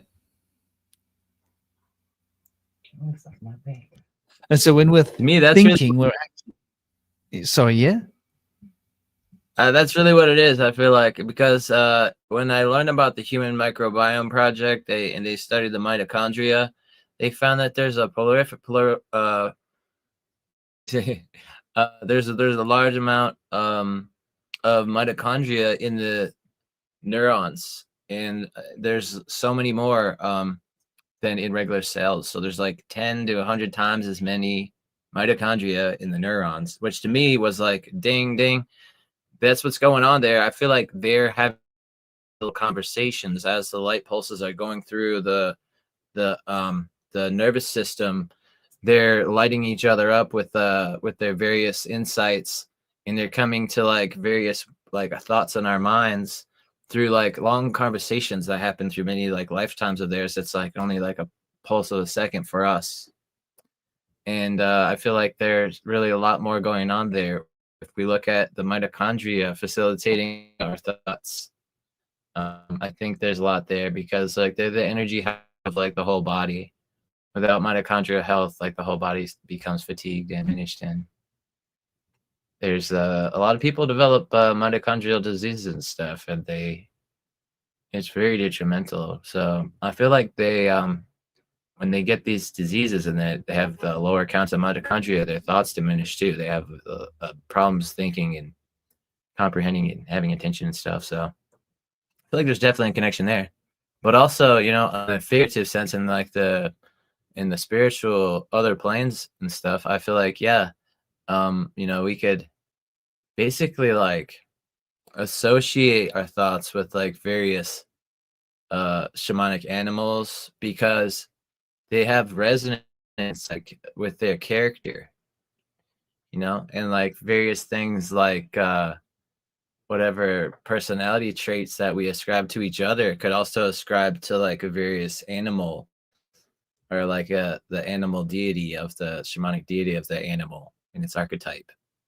So, you know, we see that, and that's like a beautiful system. You know, I think a lot of Native American languages maybe still carry the kind of the name of the animal associated with its characteristics. Bear being like mama bear, protector, like panther being like stealthy, wolves being like loyal, things like that. You know, it's like the feature characteristic of an animal is like representative of a certain characteristic.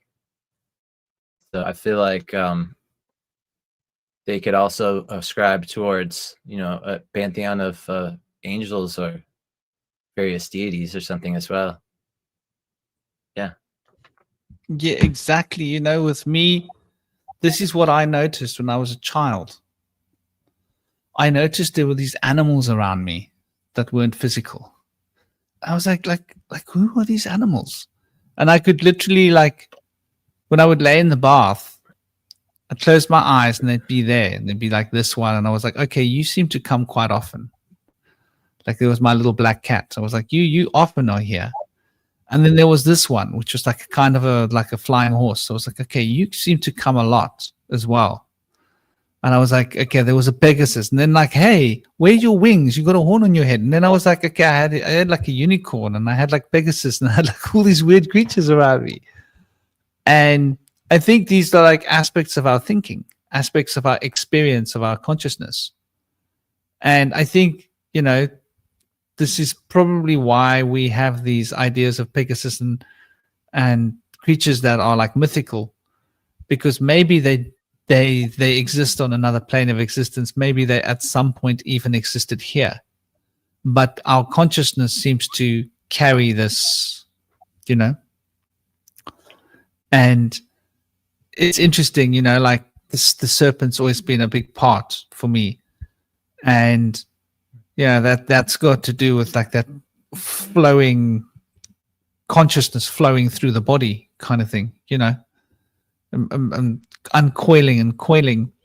So there's definitely the idea of angels, I think, came as a later sort of embodiment of these ideas of living consciousness, beings that are alive within us, that facilitate the experience of consciousness on a sensual and mental and emotional, psychological level, as well as being responsible for the foundational experience of matter that we are finding ourselves rooted in. And so, yeah, I love that you bring that up, the animals, because to me, that's the natural way for our unconscious mind to experience these beings, right? Right.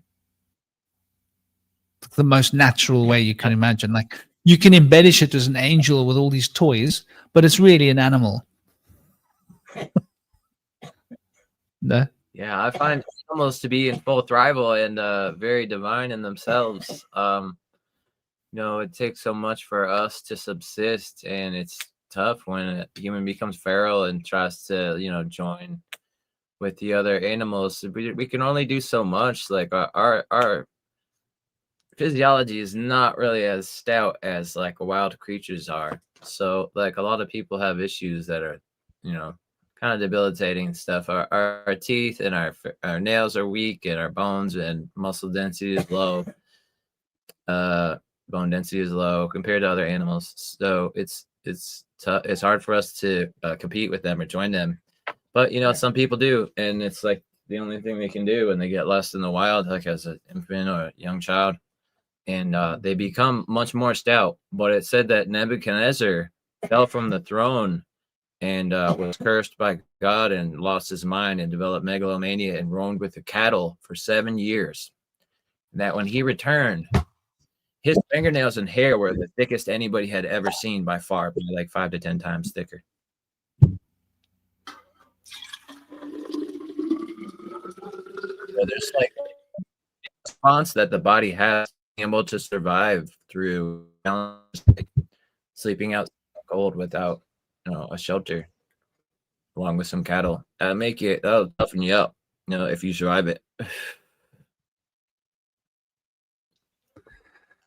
Yeah, that's interesting, you know, and the body would reflect this. This is why we're able to read physiognomy in body, and through the physiognomy be able to see the planetary energies. Like you can read, you mentioned fingernails, hair and fingernails, bones, hair, fingernails, teeth, Saturn, right? Saturn in the body. Somebody was mentioning skin as an organ earlier, and I meant to respond to that. Like the skin is the biggest organ, isn't it? Like it really Yeah. is an organ, and it's like that air element organ, or the organ of the air element, right? It's basically what lungs are. I think when we talk about lungs, we're talking about our skin. Yeah, the air breathes in the skin too. Yeah, Especially with the amphibians do breathe in their skin.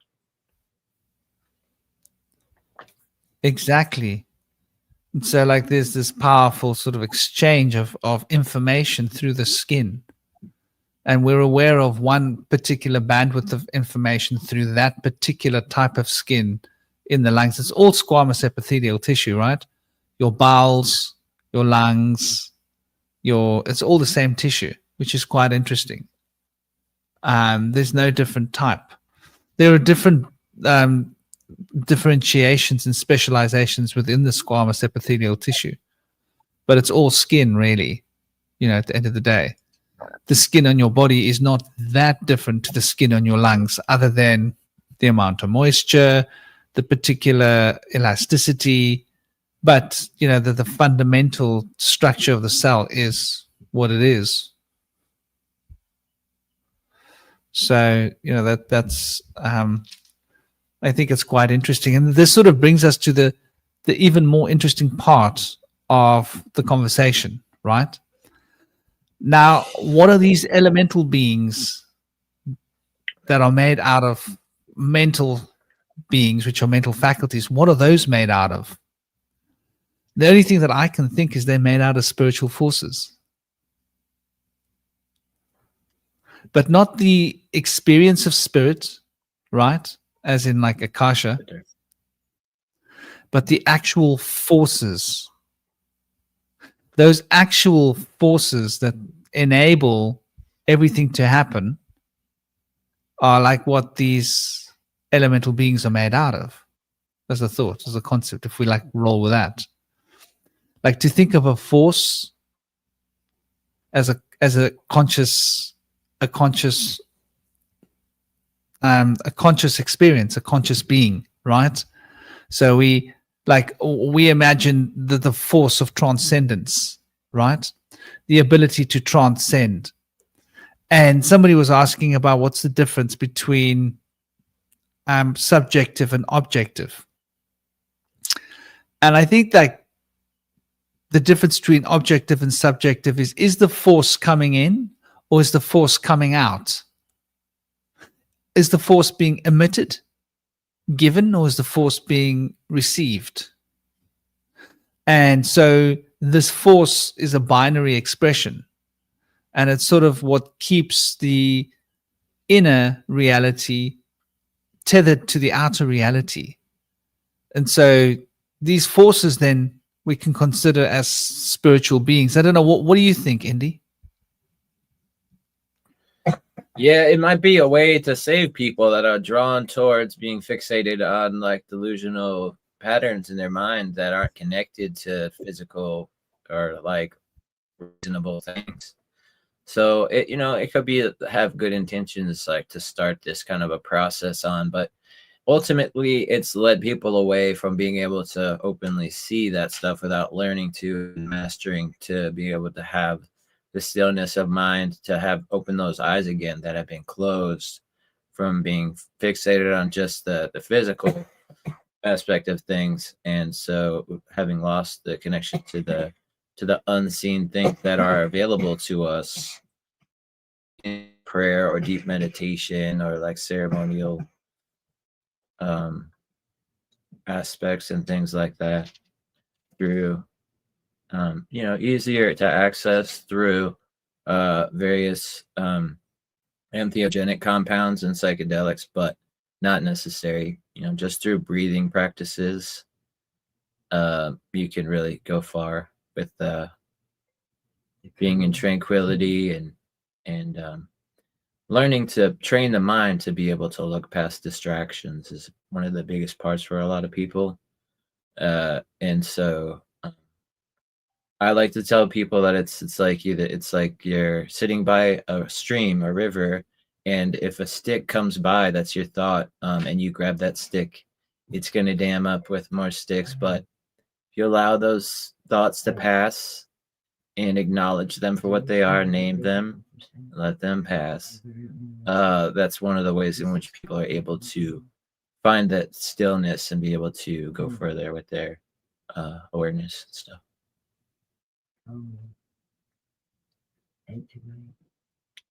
The ability to get past the monkey brain or the beta brain waves, they like daydreams and stuff. Yeah, I like that. You know, I think that's very interesting. Like you mentioned dreams and these spiritual beings through which we experience all of these myriad of fractal expressions of this. I would say that everything lives within the spiritual beings, you know, and these spiritual beings are the substance of an absolute mental sphere, which is something that we can't experience physically.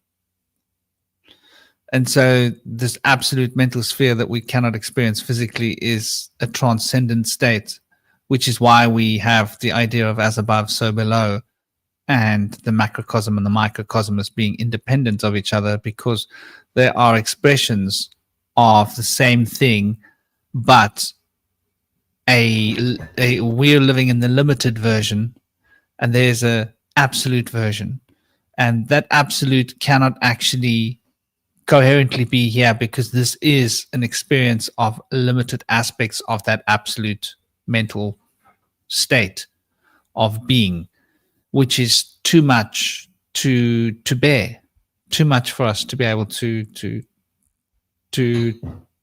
cognizantly experience and to be aware of. So we have this limited version of the same experience of this physical reality, compounding the astral and the etheric realities in order to bring these mental principles into a cognitive zone that we're able to make sense out of it. But actually, when we look at it from a fundamental state, it's just a reflection of something that is absolute, and that absolute transcends our potential and our sense of what can be considered, because it's beyond everything that we can imagine.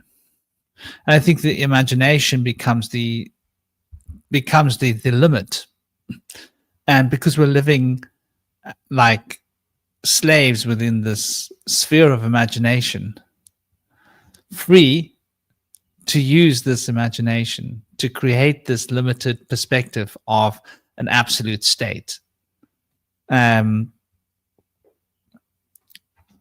This is where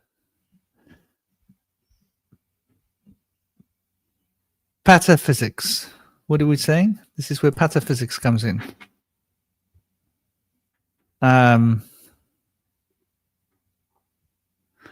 Deals with the imaginary universe beyond thoughts and concepts. Yeah, because basically it's absolute. You can't experience one thought as independent of another thought, because everything is the same one profound unified experience. And we don't have the capacity. It's sort of like too much information. You need like 64 gigs of RAM to run this, and we're stuck with like 8 gigs of RAM, and we just don't have the RAM to run this program. It's just too much. And so we have to experience like which part of the program are we going to run now to experience a small little piece of the program, because it's just too vast. It's too big for the capacity, the load. And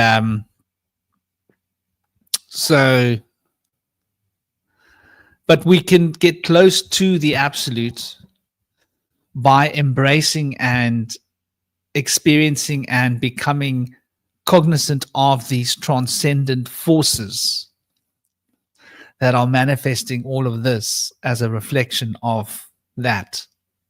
And so that is, and yeah, you're right. You know, the imagination becomes the tool, and the imagination is like a journey through memory, because the memory is holding that absolute thing down here, and we're only accessing little bits of that memory at a time. And we need to stretch it out with time, right? One piece, one piece, one piece. We can't take it all at once because it's actually all at once.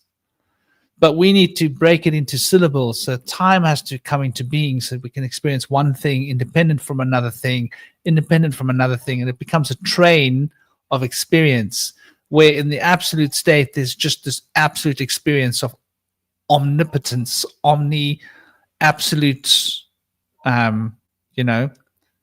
absolute knowledge, absolute experience, experiencing everything independently all at the same time. And it's something that's so transcendent that while we're in the flesh, we can't even begin to get close to that as a concept.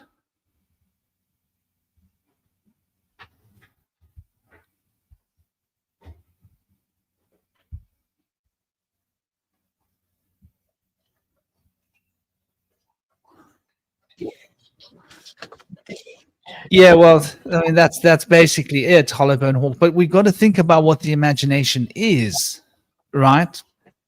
So that is like the big faculty. Yeah, indie brother. Yeah, the imagination is the freeing agent that allows us to explore our memory and like our resonance with our past lives and things like other great minds. And Rupert Sheldrake would suggest that we have like a morphic field that gives us access to the thoughts of everyone in resonance with us. And so through our imagination, we can transcend our like daily habitual thinking and explore deeper, higher thoughts that can help us like bring further work to our like rational work and stuff. Like if we're working on something that's more grounded and then we can do something more artistic, it can bring in like a new level of creativity and thought and interpretation of what's being seen, and can really help things blossom forth. So there's like a really good interplay between creativity and rational thinking that you can get.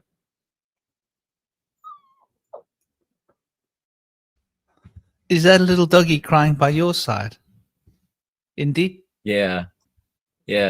What's Little happened? Bella over here. Her mama just went outside to smoke a cigarette, so she's like, "Oh, Why can't I wouldn't. go? Too cold for her out there, though." Oh, poor baby. She's like, her ears are like bigger than her face. Each one of them. Hey, baby. Good girl. You guys don't have cigarette smoke in the house, right? No cigarette smoke in the house. Nope. Yeah, well, it does leave a bad smell where the good herb doesn't. It's a pleasant smell versus a not pleasant smell. Unless you're adding tobacco as a mix, in which case, outside, buddy. If it's not pure, then Exactly. That'll ruin it. Yeah. And it's also like it's quite toxic, because it's like really poisonous where the herb's not. The herb's got tar and stuff that's not good for your lungs, but it doesn't have that toxic nicotine that you're going to recycle in the air and recycle and, get into that nicotine story, which in the brain is going to prevent you from going to sleep, for example, cause insomnia and all sorts of other rubbish. Yeah, the tar smell is like what happens on the walls at your house. Like if you smoke cigarettes a lot and the wall get like a yellow plaque on them eventually from the tar, it binds to the wall. And it's hard to get that stuff off. It's on all of your appliances and stuff. But if you smoke weed, it goes onto the wall or whatever, and you can smell it for like a few hours, and then it comes off. So I feel like if that's what's going on with like the world around us, then like that's probably what's happening inside of us too.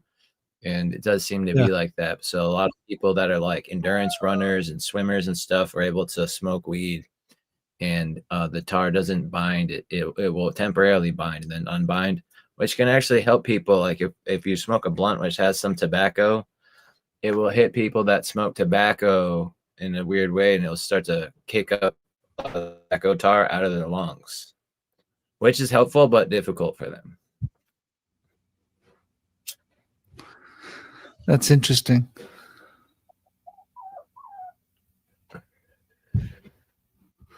It's like a noisy neighbor. Yes, Howard, that's true. Some is the matter. Yeah, I would say all matter. Matter is it's quite interesting. Like one piece of matter is all of matter. If you got one atom, you got all of matter. It's an interesting concept. Like it's something that the quantum field theorists are sort of coming up with now, that if you look within one, it's a fractal, right? So you can literally, in the quantum field of one atom, you can be connected to the quantum field of every other atom everywhere. Because it's all in that field. It's like a doorway into a cosmic field. So what we're looking at when we're looking at an atom effectively is actually the structure of the quantum field.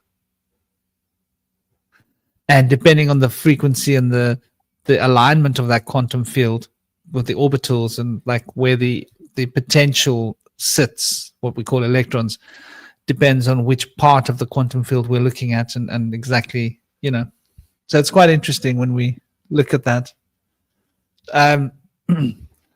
But yeah, no, definitely I'm with you, Mother is the source. Mother's always the source. Mother's also got the source. Mother's the source, and she's the source. The source makes nature taste better. Mater is mother, and matter, and matrix is womb, and pater or pattern is father. So I think that refers to like energy, pater, energy, and matter. So yeah, we're now looking at the spiritual forces. I think we're getting towards the last stage of this conversation. I like the way we've managed to put everything into this conversation. Like it's actually quite succinct. So the spiritual forces are 3 in number, right? The one force is the force of substance. It's forcing substance into being. It's the mother, right? It's the potential. The other force is the pattern, right? The patterning of that sense. So then what's the third force? The third force would have to be the unifying potential between the pattern and the mother, the matter, which would have to be the experience, right? And that experience is really like, yes, exactly. It's the imagination. The structuring experience of the image, and it becomes an experience. And so that I think is consciousness, right? What we call experience is what consciousness is. So there would be consciousness, there would be the patterning consciousness, and there would be the mother, the source of consciousness. And consciousness is the child, right? The divine child of the mother. And this experience, which is consciousness, is derived from the pattern being inserted into the mother. and the pattern inserts the phallic instrument of form. I hope you guys are writing this story. The pattern, the paternity, the father inserts the phallic instrument of form into the cataic womb of existence, which is the mother, the matter. And this experience of love making, of the pattern inserted into the mother, is what we call consciousness, the divine child of the father and the mother. And so we could imagine this universe as one big Shiva and Shakti making love, and Shiva is inserting into Shakti this pattern, and the pattern is being reflected outwards by the mother and bound in nature, life, the mother. And it is all the substance of consciousness, because consciousness is where the father and the mother meet. And consciousness is what is produced as a result of the father and the mother meeting. And consciousness is also the source, the reason why the father is able to insert the pattern, the paternity, into the mother, the matter. And so you've got a chicken egg situation where consciousness is both the chicken and the egg, and the father and the mother are the conditions on either side of the chicken and the egg. But these three are essentially one. And so these three, oh right, we mentioned Hermetic principles. So let's not forget the Hermetic principles. So this Hermetic principle of mind, right? Mentalism is consciousness, right? It's the source of consciousness. And the pattern, right, that's been inserted into the womb would be the series of correspondences. And these series of correspondences are the embodiment of a pattern of the paternity. And the series of correspondences, which is the embodiment of a pattern and paternity, is being put into the womb, the cosmic egg of vibration. And so vibration carries the resonance of the pattern that has been installed in it, which is from the source of consciousness and bound by the principle of mentalism, the consciousness, and forming this holy trinity of mentalism, correspondence, and vibration. And so this holy trinity, which we could call, if we were Kabbalistic, absolute, right, is the divine emanation and the principles through which all things can come into being. This is then mirrored, and the mirror aspect mirrors this frequency of vibration beneath the veil into a more personalized domain of emotional conception, which we experience as the child of vibration. And the child of vibration is essentially rhythm, because rhythm is the child produced by vibration. And rhythm also regulates vibration. And the principle of correspondence produces its divine child beneath the veil. And the divine child of correspondence becomes polarity. And so polarity is thus reflected beneath.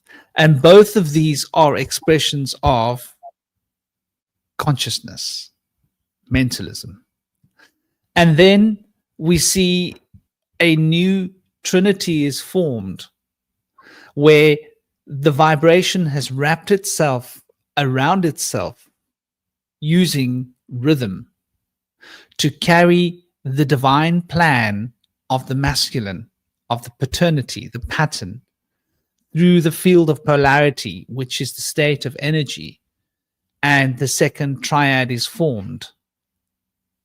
And that triad thus reverses itself down below, but carries more of a feminine resonance due to the fact that it comes from the womb of vibration, and the womb of vibration reverses its polarity to become an expression of rhythm, where rhythm is heavy on the pattern of vibration.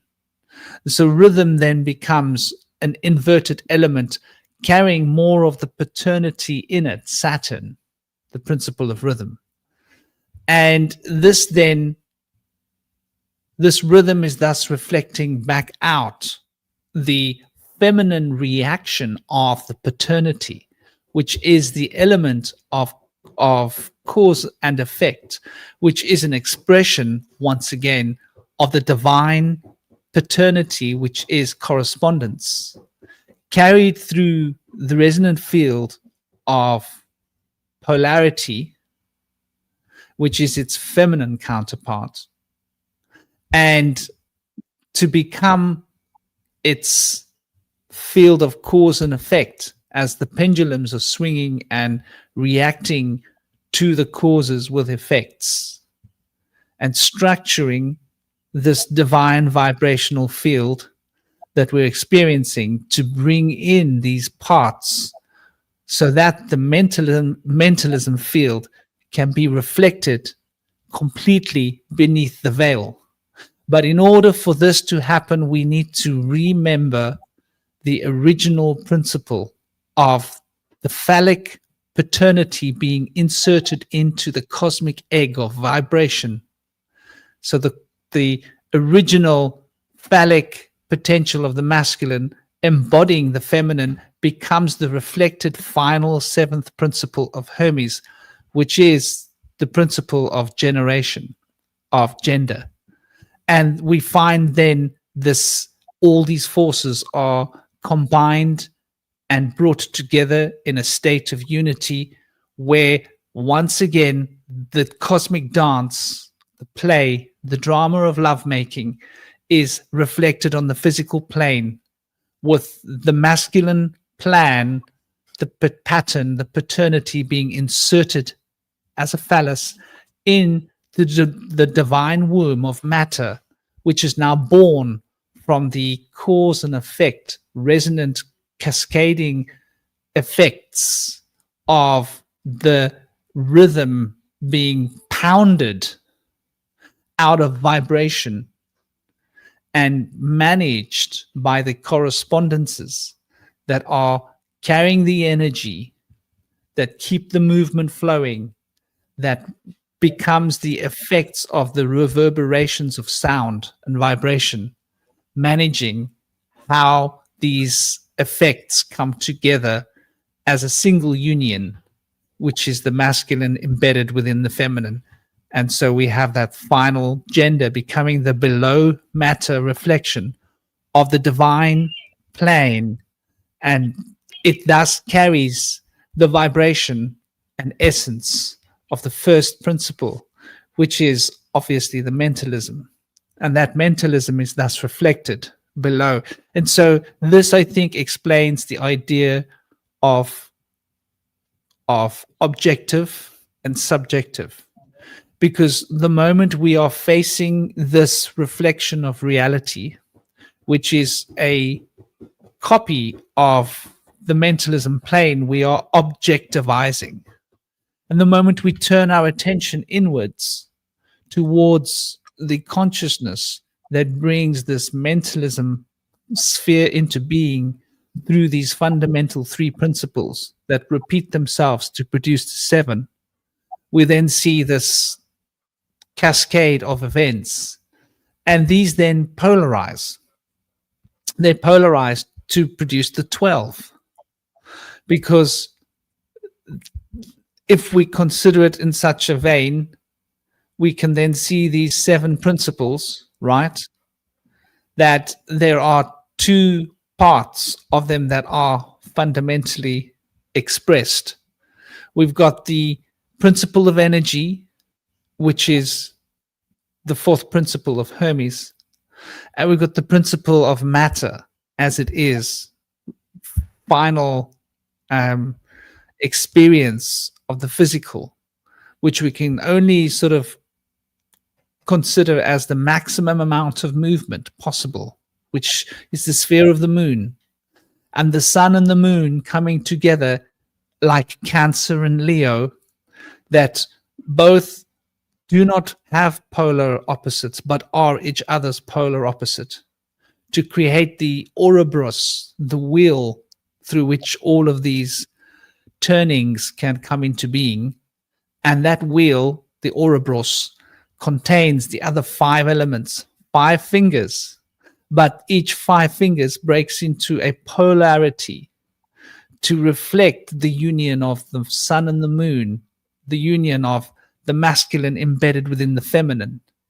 And so each of the 5 elements, the 5 planets, carries its own frequencies and its own vibrations, where Jupiter manifests its divine masculine Sagittarius and feminine emanations of Pisces, and Mars manifests its divine masculine through Aries and feminine through Scorpio, and Mercury reflects its divine masculine through Gemini and its feminine through Virgo, and Saturn reflects its divine masculine through Capricorn and feminine through Aquarius, and Venus reflects its divine masculine through Libra and its feminine through Taurus. And so we have this 12-spoked wheel of the constellation reflecting the 7 principles of Hermes that are actually essentially 3 fundamental principles that are coming together to produce the harmonies so that above can be reflected below. Amen. That was a mouthful. That's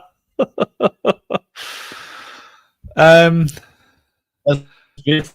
And also a part of the dance of the pattern of the male zygote when it meets the female zygote is that there is a thing called chemoattraction that happens from chemoattractants that are sent out, and for when the sperm meet the pattern of the genetically favorable traits and selected with these chemoattractants, and they guide to the egg, and without them they won't make it. So the unselected ones don't make it unless they fit the pattern. Yeah, I love the way the perfect mathematics comes into being, hey? It's hidden under every rock. Emmanuel was right. Yeah? Leave no rock unturned. Was that the idea? Turn every rock over. And you'll see the divine perfection of like every detail was considered. Isn't it quite mind-blowing? Really? Every bloody detail was thought out. It was like, how? No wonder we can't encapsulate all of that at once, right?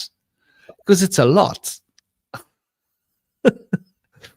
Every blade of grass has its place. Cosmic brother. What's up? You returned. Yeah. Throw something at us, brother. Spit at us. Well, you guys are obviously talking about the whole masculine and feminine dynamic.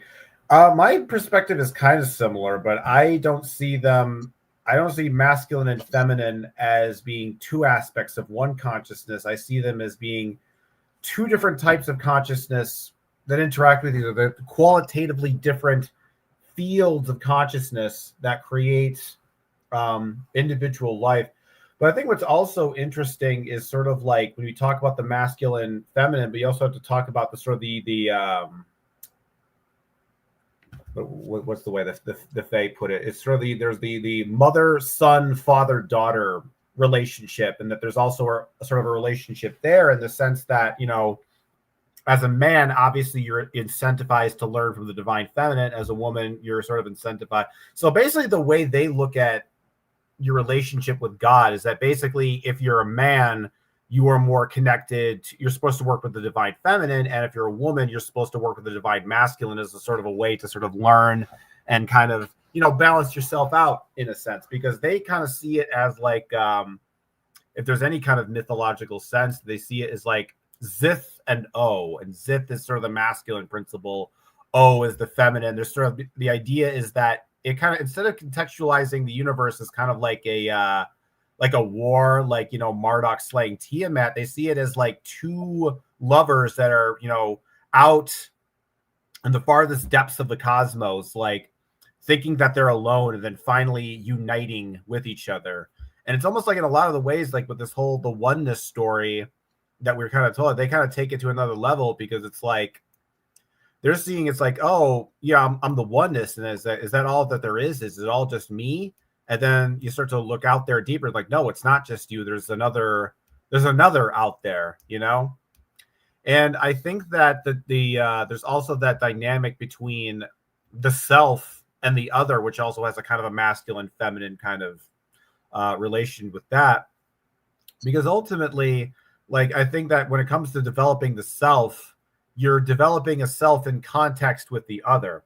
And so by understanding sort of the other, I think there's a sort of a, I guess what the way the Fae describe is that the way you discover the self and the reason why they do this kind of this gender swap, you know, with God, where you kind of, you view the God of the opposite gender, is that that's what distinguishes you as an individual, is the fact that, because the way they phrase it's like, if everything just comes from the father, then everybody's just kind of like a father's appendage. It's just like another, like a hair, another, you know, organ, another thing, but it doesn't really have it can't really create its own distinctive consciousness, because it's just basically sort of taking one singular consciousness and sort of cutting off like an aspect of it. But when you put it together, it just becomes back that thing again. But the way they see it's like you have the eternity of the masculine combined with another eternity of the feminine, and that when two of these eternities kind of come together, they create a third eternity, and that eternity is your eternity of your own soul. So in a sense, it's not just that we're eternal in the context of we co-alongside with the eternity of the universe, but that each one of us has our own eternity, has our own infinity. But that infinity, because think about the infinity symbol itself. It's like it's not one circle, it's two circles, right? You have that sort of that 8 that's kind of like laying on its side, that classic infinity symbol with like the sort of the Mobius strip of the two circles. So the way they talk about infinity is that you have to think about it in terms of more than one, because like you can because think about it like this. This is the way they kind of like explain it when it comes to thinking about infinity. Think about the color red, right? You think about how many different variations of the shade of the color red. You could have like dark red, light red, really vivid red, really gray red. And you can pretty much come up with an infinite number of these permutations of different shades of red. But then you start to think, well, wait a minute, what about the color orange? That has an infinity of oranges too, of infinite numbers of light oranges, dark oranges, bright oranges, dull oranges. And you might think, you know, well, you know, red and orange, they're part of the same singular infinity, right? And so you just kind of like box them all to one infinity. But the reason it's important to think of multiple infinities is because if you never thought about the color orange being part of that infinity, you would only consider the parts of infinity that were red and ignore the parts that are orange, because you never thought that was even a part of infinity to begin with. And so by having this sense of where you never really know what the edge is, that infinite perception can always expand, because we think of infinity as being like this like static thing, like some, you know, serene statue that sits perfectly still in this still void. But really infinity is like this mutant plant that just keeps growing and stretching in all different directions and taking out different appendages, and it just keeps moving and moving. And and it gets faster and faster. That's what infinity actually is. It's like this exponential. It not just doesn't just grow; it grows exponentially. That means it grows faster. The rate gets faster and faster as it progresses. So just like, I think that's just an interesting way, more interesting way to look at it. Because when you think about the whole, and it's interesting too, Franklin, that in a lot of ways, this kind of like organic universe theory that a lot of our worldviews kind of co-align and coincide together. And there's actually a lot of commonalities between our perceptions, but that's what those are my thoughts.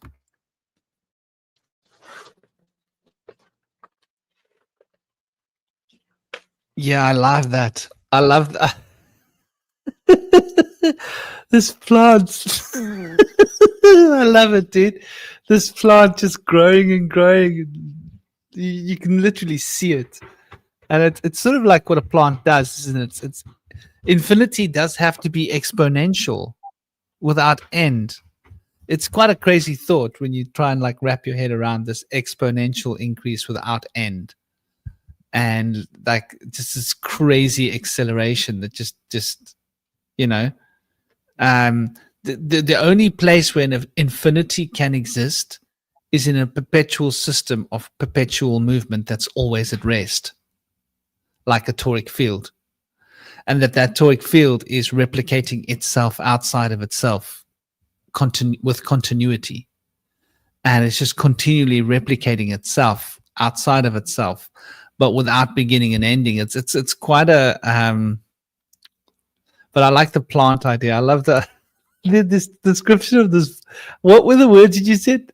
You described it like what kind of a plant? Some kind of like You're gonna have to go mutant plant that just grows all over the place with all kinds of appendages, just expanding and twisting and contorting in all sorts of different directions and fornicating and reproducing, and then those things also grow exponentially that are in the process of creation.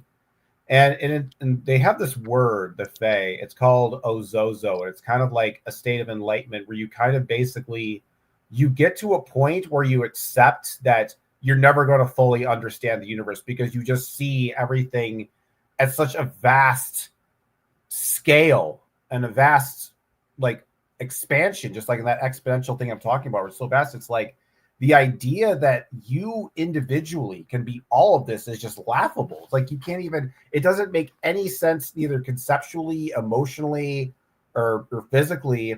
And then you start to really, but the thing about I hear a lot of people will say, it's like, oh, but in your singular form, you're limited. But when you identify as the entire universe, it's like you have no limits. But then I started to think about it from a different perspective. If you're like a fish, right, and you're in a fish bowl, if you're a small fish, you can move pretty much anywhere in that bowl. But if you're a big fat fish and you take up that entire bowl, yeah, you exist in every aspect of the bowl, but you also can't move. You're a bloated fish that's stuck in a fish bowl and it can't move around because it's like it's cramped up in there. And that's kind of how I started like perceiving the self and oneness. That at first you think, oh, it's expansive and I'm part of this bigger universe. But then when you kind of get to the edge and you knock on the wall and you're like, hey, wait a minute, there's an edge here. I didn't really even notice this. It's like I gotta, but in the sense of life, you got to break through it. And I think the other way I look at it is a thought experiment of just like, if we just look at everything as a universal mind, right? Everything as a kind of universal consciousness, right? And so just by the very notion of me coming up with this idea of what is beyond the oneness is like, the oneness is like, I didn't think of that either. And then a whole plethora of realms and existence just form into existence just because someone asked that question.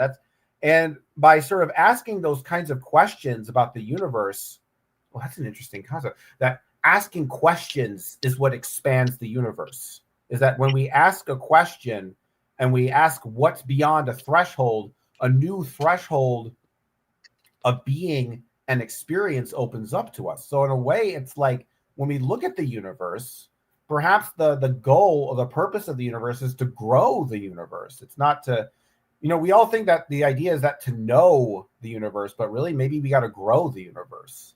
That might be a different way of looking at it. Yeah, that makes a lot of sense, especially if you consider the first principle of the Hermetic laws, mentalism, that mind came before matter was made. And so, yeah, definitely, if things happen here and we become more inquisitive, things can begin to unfold. That process happened with me, and I have this alter name here on the screen, Raw Sentinel, referring back to my experience where I actually was able to have a vision where I was able to have an out-of-body experience, and I was called to the spirit of the sun, and it was a beautiful experience in which I was able to see what might be considered like an Ozotho, where it was like a overwhelming experience where it kind of like made me humbled from my yearning to like really understand things completely, but it gave me a lot of insights into so many things. So that's been a beautiful experience, but I could really see where questions that I had have altered the existence of our cosmos potentially, because I was kind of like shown things unseen, and now there's like more anomalies are showing up. So it's an exciting time right now. We see things that are like expanding our thoughts of like how old the cosmos is now and how old the Earth is and all this stuff. Yeah, Ultimately, brother. Exactly. It's more vast than we can ever imagine, because the imagination is playing catch up. That's all we ever do. We're playing catch up. We can play a pretty good game and play like run as fast as you can, catch up. But it's like running after a train, you know. You can sort of like run after the train.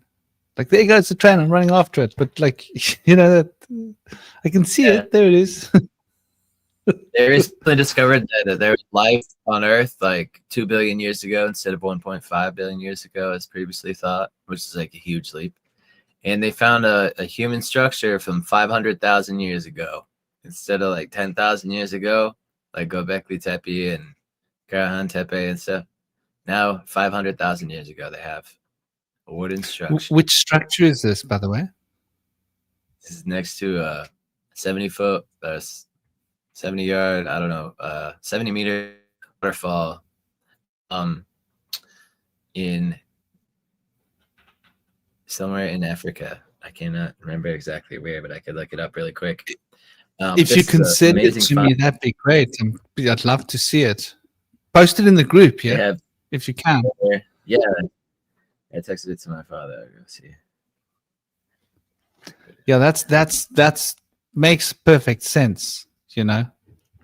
Makes perfect sense to me, because it sort of tallies with the timelines that I've got in my head. I mean, I don't know exactly, but I think a number of hundreds of thousands of years. I think we've been building stuff on here for a number of hundreds of thousands of years.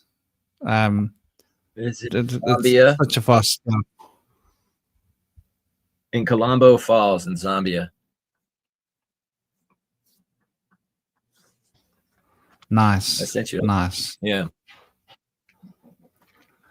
Well, I think we've come to a full circle, and we've ended back at the tree of life, which is beautiful, because that seemed what you were describing, right, Cosmic? More or less. The tree of life. It's like this big thing. It just keeps growing. There's branches everywhere. It's the tree of life. That's what it is. The tree of love is the tree of life. I think the word life and the word love is the same word, or the same roots. Yeah, different branch, same tree, but life is love. Love is life. I think life comes from love, and love is the meaning of life. Why we're meant to be alive is to love. And the more we love, the more alive we become, and the more alive we become, the more we love, and it's this infinite spiral of branches and roots and trees and leaves. Thank you, brothers. It's been an absolute honor. We've just cracked the 4-hour mark, and I better go and check that this is working. That this is all going to work. But I'm sending you all big love to everybody. Peace, love, blessings, harmony. I hope you guys are taking it easy and having a great day, and not not sweating the small stuff. It has been a very powerful set of changes coming into being lately. The world has been moving forwards. It has been moving forwards very, very fast indeed. And what can we say? The nature of this experience is one that is absolutely empowering. And I think, we lose ourselves in the process of forgetting that life is so vast. And I think the moment we start recognizing the vastness of life, that's the point where we start to really find the imperfection within ourselves, which is a reflection of perfection. That's like what I think, like the key of the humble key, the humility, is to recognize that we will make mistakes, and we will be imperfect, and we won't be able to grasp it all. But in that, there is a perfection that, that we keep striving, that we keep driving on, that we don't lose our footing on this journey through life, that we keep pushing, fighting the good proverbial fight, as the saying goes, and keeping it together, because it's so easy. It's so easy to just want to fall away and dissolve. But life is meant to be a struggle. It's meant to be a challenge. We're meant to be growing. We're meant to be experiencing imperfection so that we can keep moving the playing field of life forwards. I don't know. What do you guys think? Yeah, you gotta move with the times. Things are changing rapidly and stuff, and but every time people try to come to reach to an assertion, new things pop up, and there's more to explore. So it's exciting to see things unfold as they do. And some people are stuck in their way. It's good to be able to be flexible during times like this. I'm very interested to find out about this what you were talking about, this old evidence of humanity's building and structures, because I've always felt it in my heart that we're much older than what they try to fool us into believing we're just modern. We're just 10,000 years old, 20,000. It's nonsense, man. We're hundreds of thousands of years old as a species.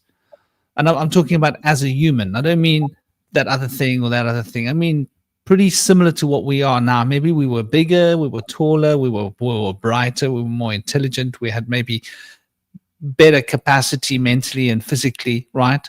We were more in tune with our supernatural potential. We probably didn't have to talk. We probably were telepathic. And it suddenly puts the yugas into perspective, doesn't it? I would say we do go back hundreds of millions of years. I would imagine, Howard, but I would think that I'm talking about as humans what we are now, I think, in this world. I think maybe when we go back hundreds of millions of years, we weren't necessarily even on this planet. Maybe we've got heritage that goes back to,